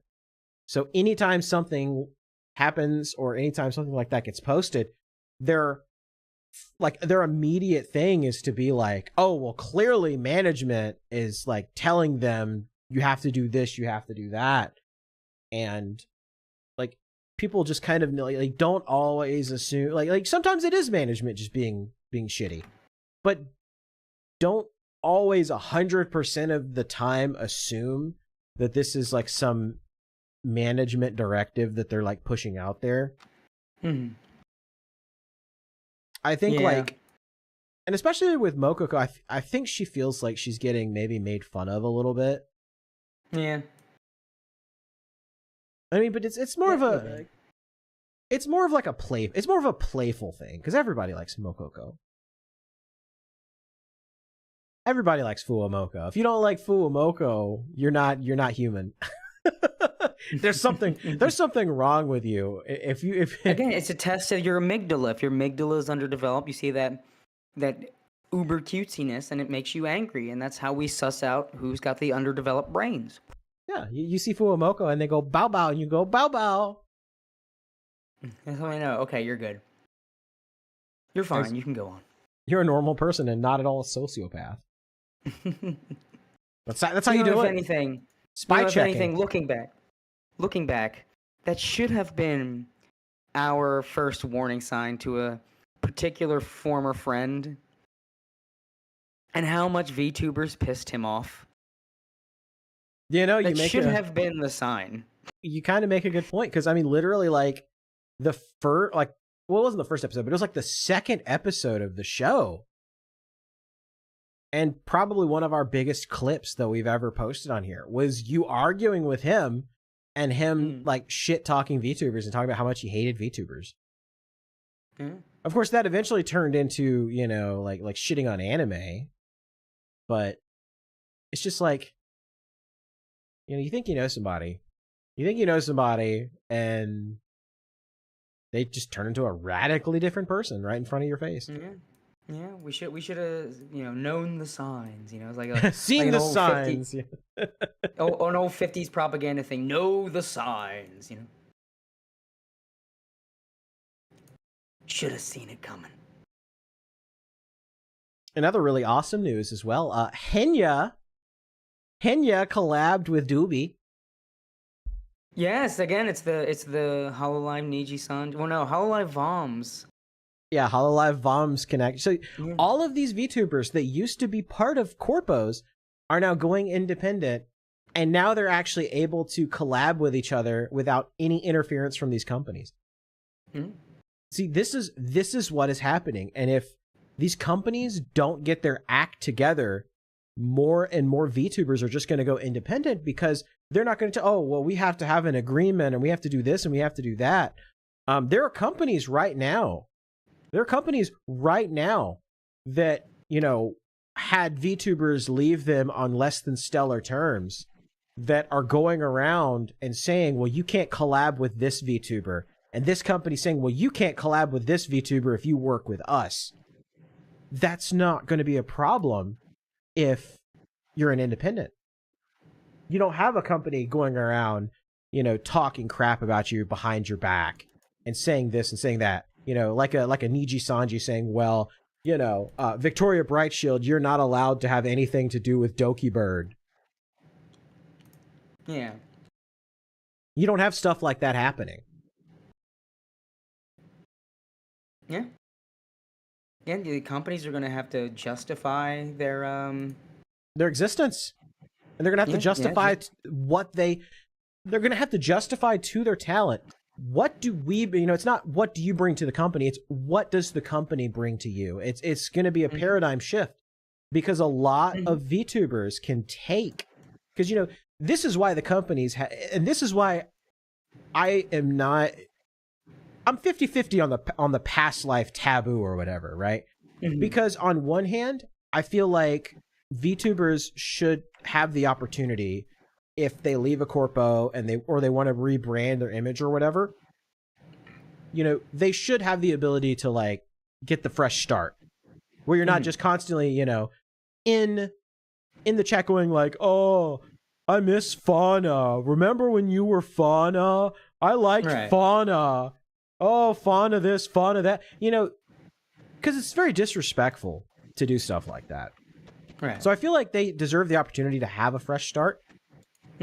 But on the same token, I also feel like with past lives, it was a strategy from the companies to try to discourage VTubers from wanting to go independent because it's like, oh, you know, it's a stigma. It's like, oh, well, you can't bring up that you were, you know, this person in this company because it's, you know, it's taboo. You can't talk about it. You know, you have to totally lose your identity when you were this character in this company. And so I feel like it kind of started that, you know, as sort of like a clever way for a company to be like, if you're not, you know, playing this character, you should have to give up and surrender everything that you were. Yeah. I mean, I hope some of the companies sort of realize that. Like, I think some of you have like a Phase Connect that has their brand, right? I mean, that is what Phase Connect kind of brings to the table. Like, they do a good job at looking out for their talents, and they have a cohesive thing going on. But like some of these companies, I mean, you're seeing these talents leave, just go off on their own, and still killing it. So, especially with these big companies that, you know, their talents are big names, and it's like, well, they don't really need you anymore. So, yeah, I mean, look at Kirsha. Look, Kirsha, who's been an independent the whole time. Like, she's doing, you know, Iron Man numbers, right? like Kirsha's doing so well, and it's been awesome, like watching her grow. I mean, the future is independence. Mm. And a lot of your Oshis are probably going to go that route unless these companies sit down and really look at themselves and come up with ways to bring value to the VTubers in their company. And that's going to be especially Hololive, that's going to be their challenge. Their challenge is going to be, how do we bring value to you, not how do you bring value to us? And I think that's going to be this is the beginning of the paradigm shifting to that level. Mm. Well, this was a little bit of a shorter show. Yeah. Well, we didn't get to it. I guess maybe we could get to it now. It's anime adjacent. It's animation. It's nerd culture. But I find it fascinating. The new revelations from Sega about Sonic. Yes! Oh my god! I was going to bring that up. I had completely forgotten about it because all the other stuff that happened. Yeah, I was going to bring up about the old Sonic cartoons. It was, it was revealed from court documents that someone was able to finally get the reason why all of these Sonic cartoons all ended. Specifically, everybody remembers the Saturday morning one. I think it's like, of all the old Sonic cartoons, that's like the one, you know what I mean? I mean, yeah, Adventures of Sonic the Hedgehog, it's got the memes with Dr. Robotnik and everything. But like, yeah, but like, the Saturday morning cartoon, man, that was the shit. I mean, good lord, so much of that show's DNA is all over my own work in Cloud Scratcher. Like, that show just kicked ass. I mean, probably had one of the best Dr. Robotniks. Fucking Saturday AM Dr. Robotnik was Kino. But it ended on a fucking cliffhanger. Yes, it did. And there was supposed to be another season of it. Yeah, and they talked about, even the showrunners had talked about like what that season would be. They're making like a fan-made season 3 based on his outline. I've heard good things. I don't want to check it out. I've talked about it before. Sonic fan media makes me, my hands go up in a manner of like, no, stay away kind of manner. It's like, well, I don't know about this.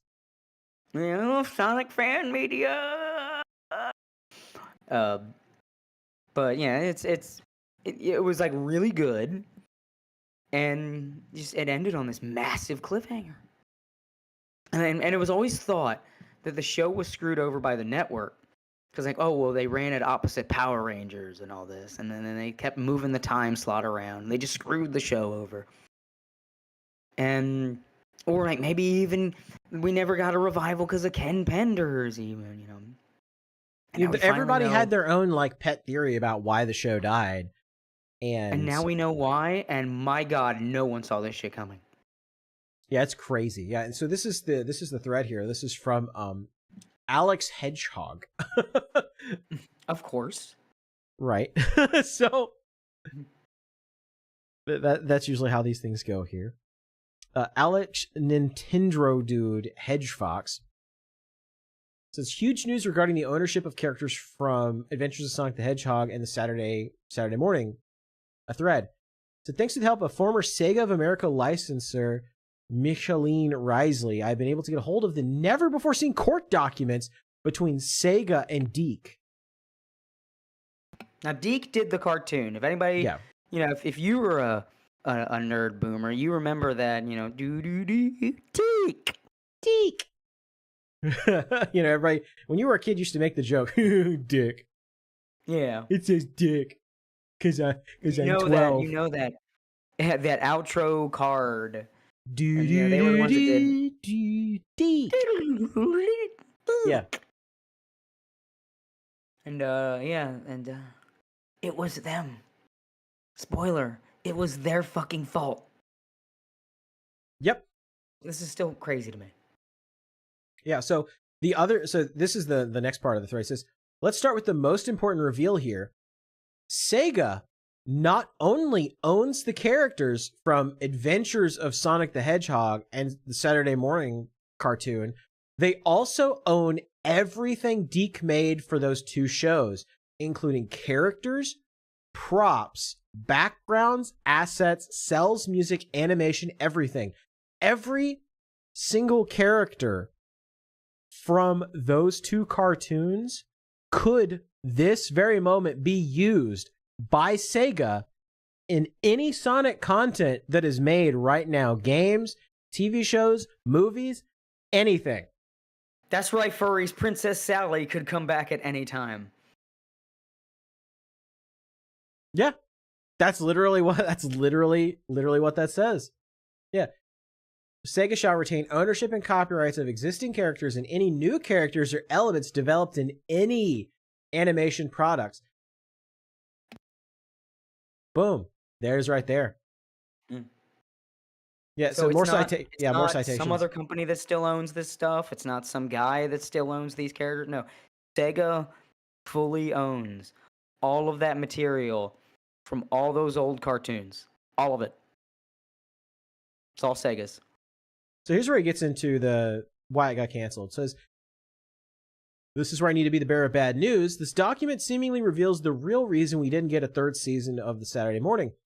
It wasn't Power Rangers or Fox being preempted by sports or because of Ken Penders.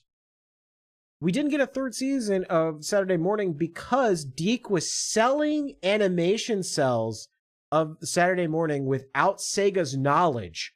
Sega didn't like that. So Sega put an injunction on Deke, which legally prevents them from being able to create more episodes of the Saturday Morning, referred to as the network series. It was canceled because Deke was selling fucking animation cells on the sly.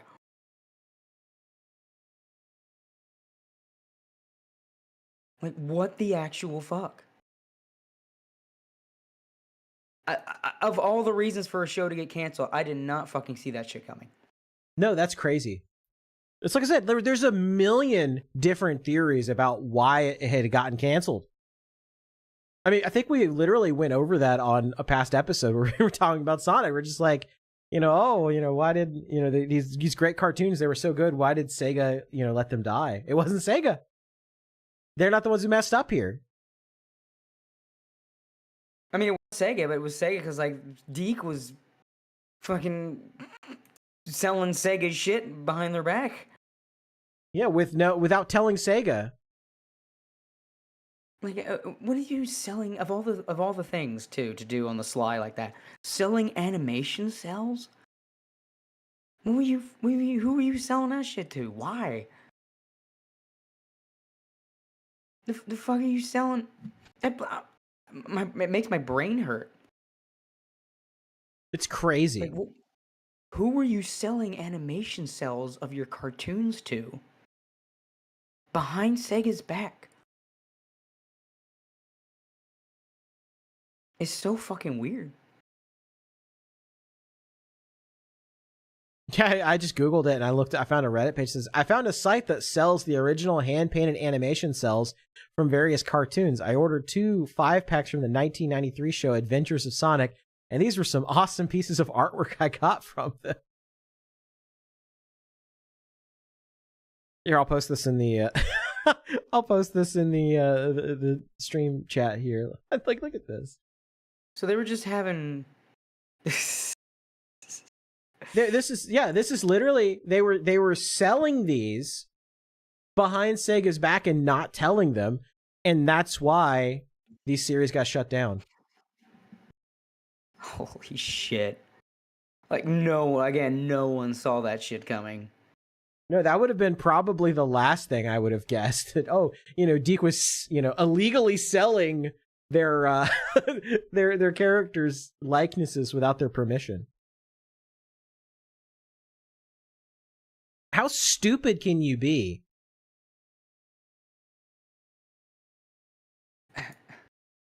I don't even know what to say. It just hurts my head. I can't think of anything that was basically canceled or ended for a reason like that. No, this has to be one of the only times that's happened. Let's see. Let's just check it. Let's see. Animation series canceled because cells were being sold. Let's see what other ones.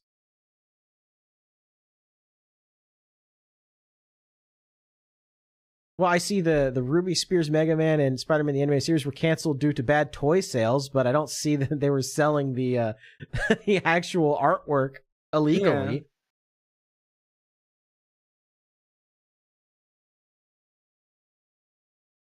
I don't know. Maybe that's a maybe that's a question for another time. Maybe- I feel myself spinning like a cartoon character that someone else has run by them very fast, like learning this. That I mean, I blue- heard Deke had like there was some weird business shit going on with Deke. You can find all kinds of little docu videos on YouTube about Deke. Is some crazy shit was going on with Deke. So I don't know. I guess I'm not too surprised that Deke was doing some shady shit like this and just selling animation cells under the table to make some extra cash. It feels very Deke. It was not a terribly professionally run ship over there. For as much as they dominated the animation industry during that era, it was not a tightly run ship. And Lord knows how much legal fights they were in for the ownership of the company. Like the founder wanted it back, and this guy wanted it, and there's all this fucking shit fighting over Deke. A sword fight, if you will. Yeah, and that is why we didn't get more Sonic cartoon. What a shame too, because this stuff was gold. They won both shows, like for different reasons. I've always loved, and the same thing like with the new movies too. I've always loved this tradition Sonic has, where every adaptation of it is wildly different, and like pulls from the games, but it's not the games. I feel like if you did a true to the games adaptation of Sonic for like another media, it would be wrong. It's like you want that for other stuff, but with Sonic, like no, don't. What are you doing? We have that. What? No, this is Sonic. You give me some crazy idea. That's why like the movies came out and it's like, oh, Sonic's from another planet and he meets like live action humans and they mix in and it's like from some weird planet they teleport with rings and there's some owl named Longclaw. It's like, yep, that tracks. That's a Sonic adaptation. I expect nothing less from this franchise. Good. Oh, and Jim Carrey's in it, and he doesn't look like Eggman at first, but he's going to look more like him. That works. Yes, that is a Sonic. That's what I expect. It's like the opposite with Mario. Like, oh, we're doing a Mario movie that's true to the games. Hooray! But if you do a Sonic movie that's true to the games, like, what the fuck are you doing? What? No, don't do true to the game. We have the games. It's weird. It's a different standard for that series, but I find it fascinating. Well, they have to make You Sonic expect it. more like how he was in the cartoons than how he is in the games. Yeah, you need to do something with Sonic that's just different. You can't do the same thing that they do in the games in other media. That's why you got the beautiful insanity that was the Archie Sonic comic. It's still to this day one of my favorite comics of all time because of how fucking nutter it was. Like, yeah, it did weird shit. I know. That's great. It's so schizophrenic. There's nothing else like it. There will never be anything else like it. No, there won't. It was made by a bunch of They got a bunch of like DC comic writers and a guy that wrote Star Trek books, and they said, write Sonic the Hedgehog. We've never played Sonic the Hedgehog. It doesn't matter. Doesn't matter. Here you go. Do it. And they tried, man. They tried. I mean, infamously, when they adapted a story for Sonic Adventure, their cover artist, Pat Spaziante, one of my favorite artists of all time, Spaz imported the Japanese version of Sonic Adventure. And Sega did not give them anything. And they needed this book out in a certain amount of time. And Sega, I must stress, gave them nothing. They did not give them any material that's in Sonic Adventure to adapt into Sonic Adventure. So they got the Japanese version, but it was all in Japanese, and no one spoke Japanese, so they fucking guessed what was going on. But That's context amazing. clues, playing the game. And the funny thing is, they were close. They were fucking close.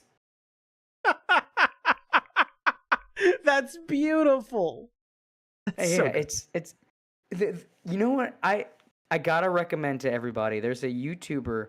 I'm not a big fan of the rest of his work. I don't really like his humor, and he's kind of try hard with the jokes. But it's called Low Art. He did an amazing rundown of, and he still does it, of the Archie Sonic comics. And like he did like a catch up, and now he just kind of does like examinations on how the comic portrayed each character.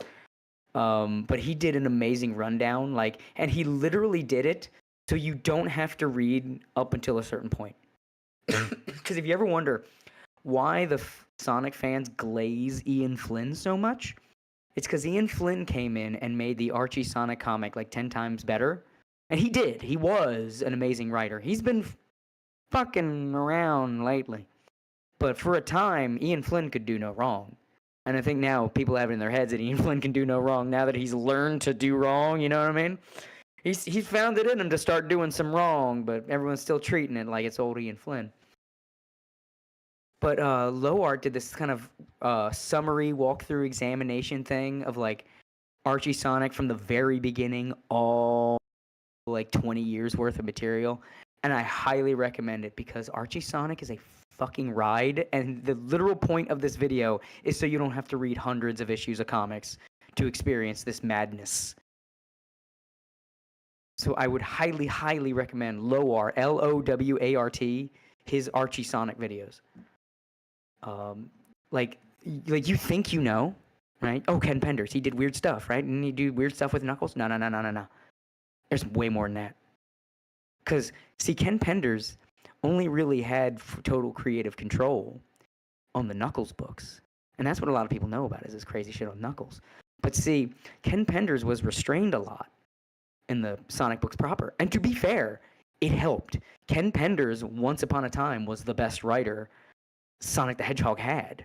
It's weird to think. But there used to be a time you go, oh yay, a Ken Penders issue. This is going to be good. Because he had other people saying, no, Ken. He had tart wranglers. Yes, exactly. Telling him no. It's like Kojima. See, it's like, you know, yes. when they took the limiters off, Kojima was just like, I'm going to make a game about loneliness and fetuses. It's like, wait, what? Exactly. Like Penders needed a tar wrangle. And it's fascinating because like Penders started out writing Star Trek. And from all accounts, his Star Trek material was not bad. I think he did like Star Trek comics or something like that. Or like he might have done like a couple novels or something. But his Star Trek material wasn't that bad. But then that starts making like his wildly inappropriate Sonic material make sense because he's still a Star Trek writer. So he's trying to write Sonic the Hedgehog like Star Trek The Next Fucking Generation. And then you have Carl Bollers, a DC Comics veteran. Guy does so you have people that do Star Trek and superhero cape comics doing Sonic the Hedgehog, and they're writing Sonic the Hedgehog like Star Trek and superhero cape comics at the same time. And that's why that comic was so fucking nuts. And it's the most fascinating nuts in comic book fucking history. Because any other comic has been like one guy's vision or a company's vision. But Sonic was like, Sega wasn't watching these people. Sega didn't know what was going on. They killed off Robotnik. And Robotnik was dead for like 10 years before Sega noticed that they killed off their main villain. Chat's asking you to stop talking so close into the microphone. I'm wired about Archie Sonic, man.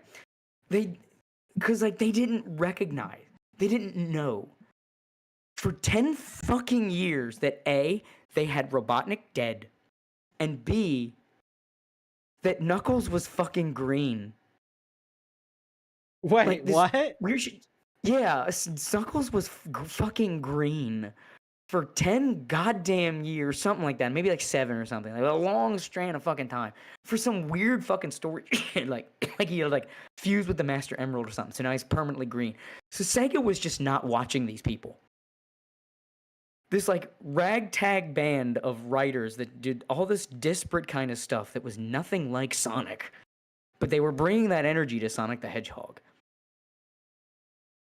And it was just the most, it turned out to be the most batshit fucking insane comic book that has ever been put to print. Because you have other comics that, like, are trying to be weird. They're like from a David Lynch type, R.I.P. Like, you know, oh, I'm going to do something weird and esoteric. But that's like someone trying to be weird. This was, the cards fell into place in the most batshit insane way that will never happen again. We'll never get that again. In any comic, any IP, any author, writer, whatever. It was a flash in the pan, lightning in a bottle, insanity. And that's why I say, y'all gotta watch these videos. Because I ain't gonna say, yeah, read 30 years of this comic book. This guy sums it up. You just gotta deal with a little kind of like quirky, Rick and Morty-ish kind of humor. If you can put up with a little of that, just don't, you know, have it on in the background and just pay less attention to him when he starts trying to be funny. Yeah, this makes me want to reconvene the Sonic Council again. Dude, I'm telling you, watch those fucking videos. If you ever reconvene, like, get Dimitri Monroe in here, watch those videos, and, like, how fucking weird was that shit? Like, a fucking retrospective on that shit. Because there will never be... You forget Sonic, forget furries, forget the fandom. In a vacuum, as a comic, there will never again be a comic like that, where you had writers that were in such disparate genres of story being hired to write something that is nothing like what they know what to do. They know how to do. That is nowhere near their wheelhouse, and they just did the stuff they already know in this thing where it's wildly inappropriate. And it worked? Question mark. I wish I still had some of my old Sonic Archie comics, because I had some. I was collecting them for a little while. I think like the time I had gotten into it is they were kind of like going over like a Sonic 3-esque storyline. Because it was about the time that like Sonic and Knuckles had just come out. So I was like going over like Knuckles' backstory, and I wish I still had those comics. And all my old like Game Pro magazines and stuff. I had so much like good stuff. I hate that it all got thrown away. I wish I still had all those old comics. And what even more contributed to the madness was what was going on behind the scenes. Because you see, Carl Bollers and Ken Penders did not fucking see eye to eye. Because they were two very different types of writers. Again, both very different for Sonic. And they had very different visions for Sonic. That's why Ken Penders got the Knuckles book. They just put him on the Knuckles book, like, do whatever the fuck you want, Ken. Just go over there and be Ken Penders. And then they would do things like, when the Knuckles book ended, they would just there was an entire arc that was devoted to taking Ken Penders' Echidna lore out back and shooting it. And that's a big reason Penders left the book. That Carl Bollers just said, this is stupid. No, we're getting rid of all this. Eggman comes in and blows up half of Echidnas for whatever. This plot point, we're putting it out to pasture. And everybody's gonna get killed. All your stupid Echidna fucking family tree. Blown up by Eggman now. Fuck all that. And you know what made it even worse? That was one of the most popular arcs with the fans. Damn. They couldn't even, like, Ken Penders couldn't even go, like, oh, you stabbed me in the back and you ruined the book. No, stabbing Ken Penders in the back was the best thing that had happened to Archie Sonic comic in fucking 5-6 years. It was an amazing arc. I'm dying over here laughing at this. Like, not only did you have that wackiness that fucking Carl Bollers is saying, fuck you, Ken Penders, fuck your lore, and he makes a whole arc about fuck you, Ken Penders, and fuck your lore, but then it's a hit with the fucking fans. So that's the direction they go in. That's amazing. And that's probably what led to Ken Penders having such sour grapes that he sued him 10 years later. That is amazing. We'll never have another comic book like this. It's incredible. It's one of the greatest comic books ever written. For that reason. Like, it is just,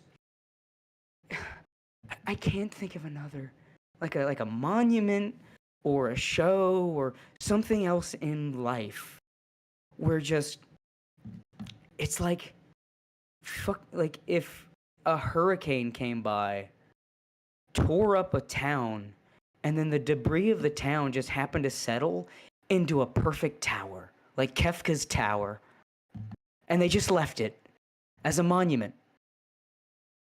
That this just this thing came by, wrecked everything, but it just happened to perfectly put it in this perfect thing that we'll keep it.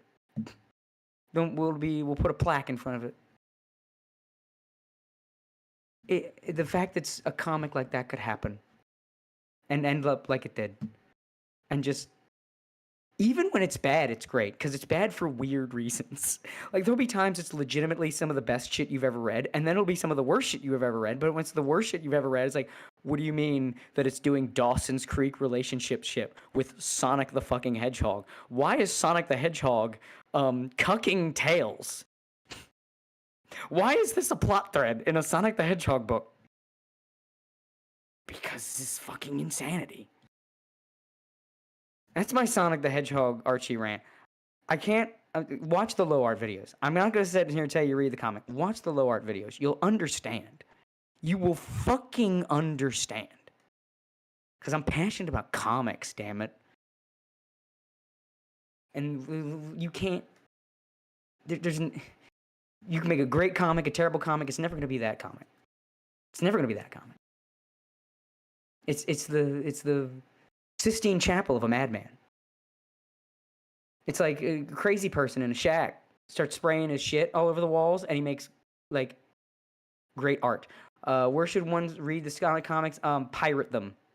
Because finding any other way to read the Archie Sonic comic is a nightmare. It's a legal nightmare because of Ken Penders. You just find, like, a comic pirate site. They've got them. They got, like, any of the comic pirate sites got them. That's just how you're going to have to do it. It's too much of a legal nightmare now because of the Penders lawsuit and Archie being legally incompetent. I mean, the whole reason Penders won that suit is they photocopied their fucking contracts and didn't save the fucking originals, and they don't even remember where they put the photocopies. That's the entire reason Penders won that suit. That's wow. That is incompetence to the nth degree. Yeah, it's like it should have been laughed out of court. Like, he created characters as a contractor for a Sega IP. But right, like, there's no Archie way didn't have that his he contract. owns. Yeah, I was gonna say there's no way he owns the characters. Yeah, but Archie didn't have his contract on hand because they didn't keep originals. They just had the photocopies. And as you know, photocopies of a contract are not admissible in court.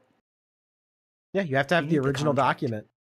Yeah, and they didn't have it because Archie is run by fucking meth heads.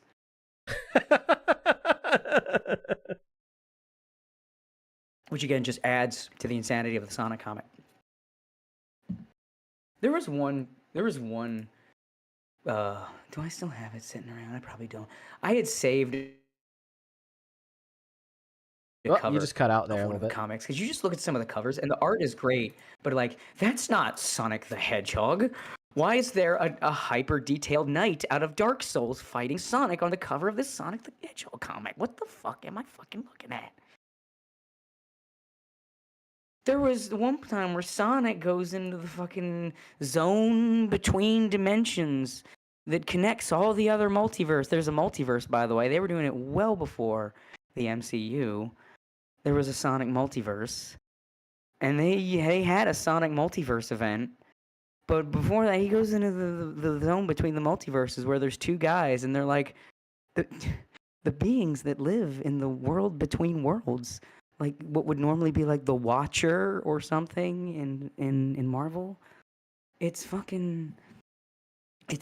horizontal and Vertical, these two vaudeville-looking 30s cartoon dudes, where one is always on one dimension plane, standing horizontally, and he's tall, and the other is a short guy. He's always standing vertically, and that's it. That's the bit. That's in the world between worlds is horizontal and vertical, and they're gone for like 20 years of comics until they bring them back. But see, when they bring them back, horizontal and vertical have been engaged now in a blood feud with each other to the point where they've both become killer evil robots, because they're both immortal, in an endless Mortal Kombat feud with each other. Why? Because this comic is fucking insane. Because this comic is like, yeah, the beings that live between all dimensions are two silly vaudeville men that stand. One's always standing on the wall, one's always standing on the floor. And then 20 years later, they're killer robots murdering each other over and over for all eternity. Sure. Okay. Sonic the Hedgehog. He's got to go fast. So Jedi Dusk in the chat says, where to start reading? Like, which comic should he start reading at? Okay, so there's two ways. Assuming you're not going to do the low art video thing. See, when Sonic starts, it starts as a really stupid gag comic with the worst puns you've ever read. And it will eventually gradually evolve into the hyper-dramatic, very serious comic that it becomes. Again, did this well before webcomics started doing it in the 2000s, where it would start as a gag comic and then blow up into an anime plot. So if you want that experience, you start at issue 1. If you want to start at where the comic kind of finds its vibe, you would start like issue, let's say 40, 45, close to the end game arc, where they thought they were going to get canceled. So they had this big epic fight with Robotnik, where Robotnik dies, because they were sure the comic was going to get canceled. And then they did issue 50, the big final comic. They're sitting there waiting for their notice of cancellation, and it never fucking came. It's like, oh, okay, I guess, because like all the material that the comic was based on had been canceled. And I was like, okay, well, I guess they're going to be cutting us off next. And I guess Sega just forgot the comic was going. So they just like, oh, we still have jobs. I guess we keep going. Okay. Just keep going and see where this goes. And so it just goes on from there. So I would say, if you can suffer through the worst dad jokes you've ever read, start at issue 1. If you want to skip a lot of that, I think 40, 45. It still has that goofiness, but you see the plot start to grow. Start to evolve a little bit. And then, like, Pender's issues start, and they start getting more dramatic-y. And then you get to that Archie Sonic vibe. Yeah, Ken be wild, and Ken gets heavy. And again, when Ken had a leash, those were some of the best issues. And then he stopped having a leash, and then they gave Knuckles his own book. I would really recommend the low art video, and then just when you feel like that's a good jumping off point, because he really does get through a lot of the cheesiness for you. But I understand then wanting to experience the madness for yourself. If you really want to experience the madness, you start in the beginning. You just know that in the beginning, it's a children's gag comic. But part of the madness is like, we've seen later Archie. We've seen how it gets. A children's gag comic turned into that.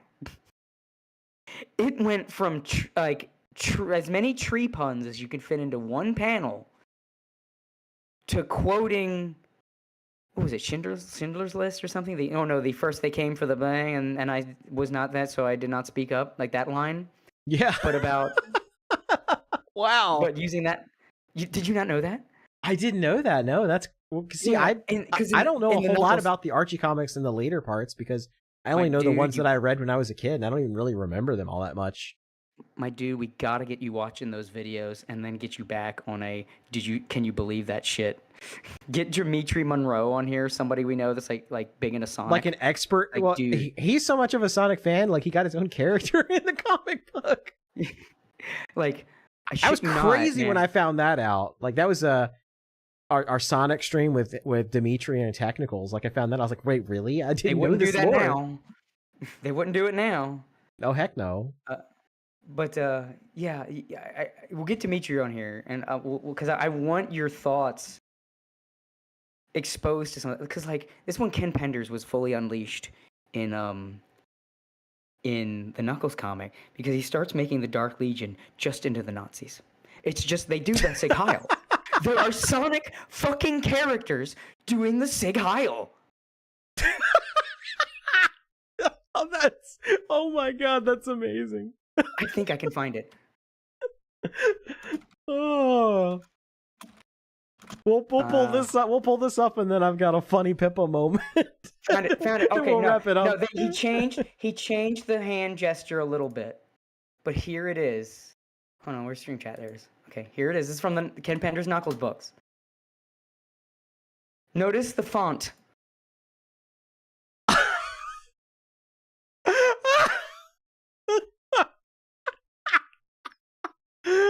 Oh my god. Do you see? Do you see? Oh my god. he just had them put two of their fingers down. It's a character. A character in this series who is a villain that is a genuine threat, and his name is Sleuth Doggy Dog. That is that is what we're working with here. This comic is insane. And the art is all over the place. Have you ever seen this panel? This is an official piece of Sonic media. That's from official Sonic of Sega approved work, what I just posted there. That is not DeviantArt fan art.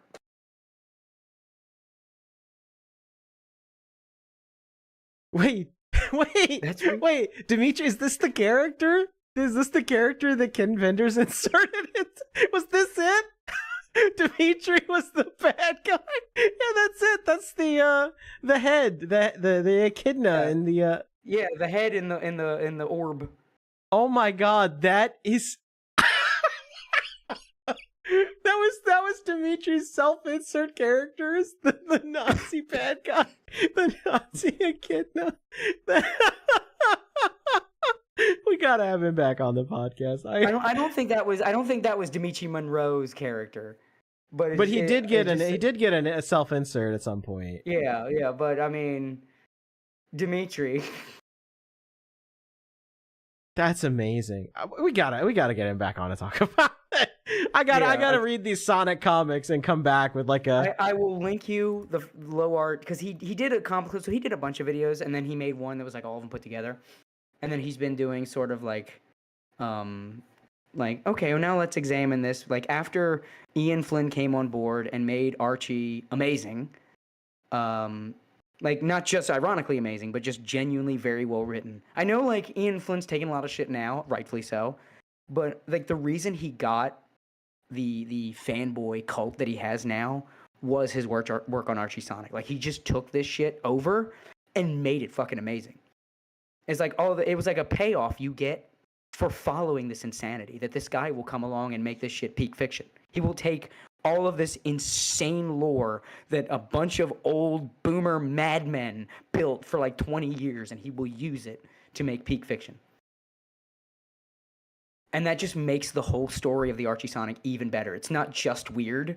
It like goes somewhere, you know what I mean? Like there's a payoff.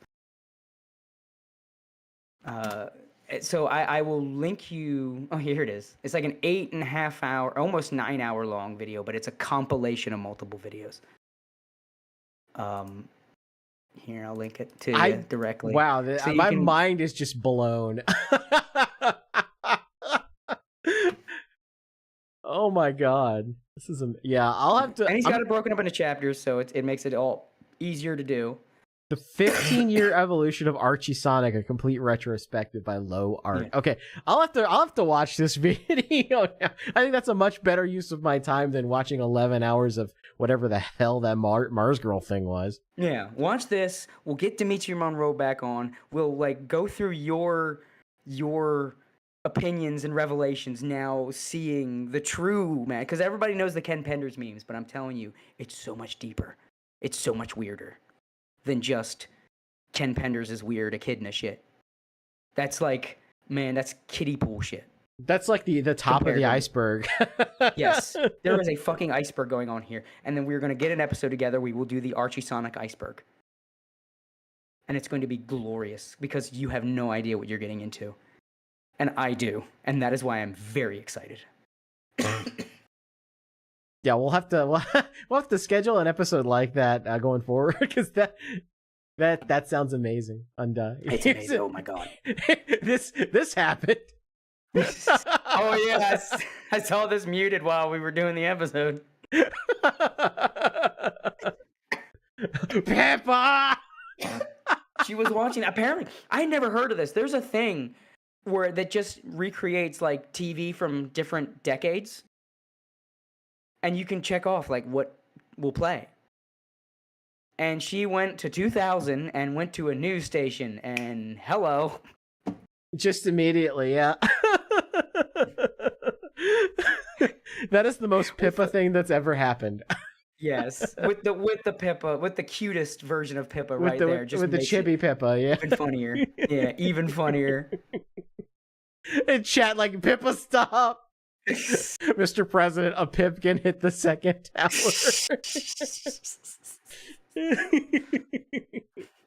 God, that's beautiful. I think that's a good place to wrap up. Yes. We've been going for about, what was it? 3.5 hours. That's pretty good. Yeah. Yeah. Yeah, so we got some ideas. Got some ideas for future episodes here. I'm very excited for the Archie Sonic episode. You have no idea. You have no idea how excited I am for you to go down this rabbit hole. Yeah, I'm gonna get learned. I'm gonna get learned and educated. Comic books, most insane comic book. I'm looking forward to it. Oh god. And we're talking about Sonic. I go on Twitter to look for the Pippa tweet, like in the wild, to retweet it. And fucking Nyaruchu on her personal account is just flooded my timeline with Shadow Amy ship retweets. What? That's amazing. I can't escape Sonic, man. You can't. It's. I like the first reply to the Pippa tweet. It says, "And I'll do it again." I'm trying not to laugh too hard. It's gonna set off my coughing again. Yeah, that's why I'm restraining my joy here. That's why I'm trying to wrap it up a little earlier than we normally do. You know, not 6 hours long because you're still kind of recovering from and we do have to do next week. And we do have to do next week. My fingers are crossed. Next week is the Archie Sonic episode, man. I want to do this so bad now. I want to do this so bad. I gotta see your reaction to some of this shit. Yeah, I've got some mega homework to do.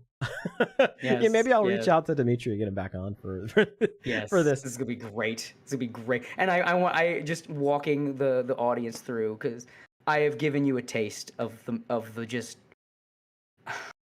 madness. I keep saying that a lot, but like, what do you call this? There will never be another comic book like this shit. It's a catastrophe in the best way. A beautiful disaster. A bunch of cars crashing on an intersection, and just the twisted metal forms into a sculpture. Beautiful. Glorious. All right. Well, thanks everybody for tuning in. You can find these episodes if you're listening to the audio version of this podcast at animeboomers.live, which is streamed live on youtube.com/animeboomers. I, of course, am the Gator Gamer. I stream on youtube.com/thegatorgamer, which is currently demonetized, so I'm going to have to do a lot more streams on there to try to re-earn my keep there.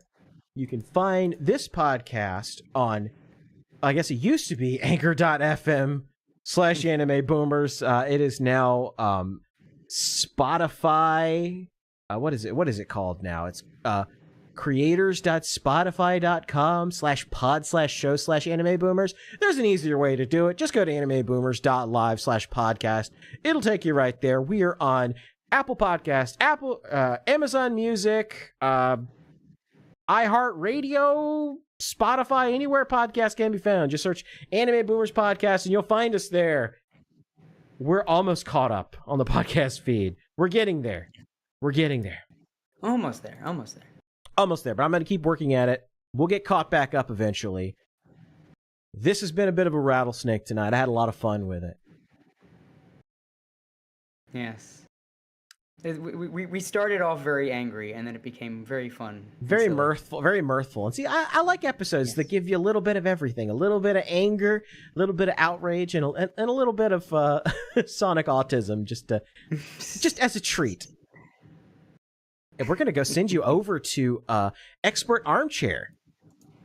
Expert Armchair is on YouTube right now, and he is streaming about the art of a graceful exit from the closing of a VTuber corpo.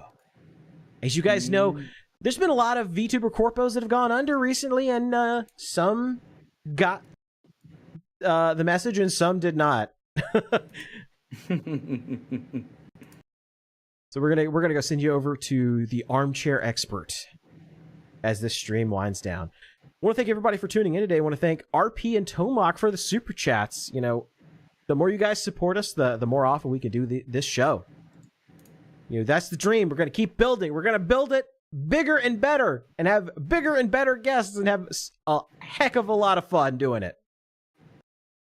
Right. I think I've yapped enough. It's time to send you guys on over to the Armchair Expert. Have a good night, everybody. It's time to go rest my throat. Peace. Peace.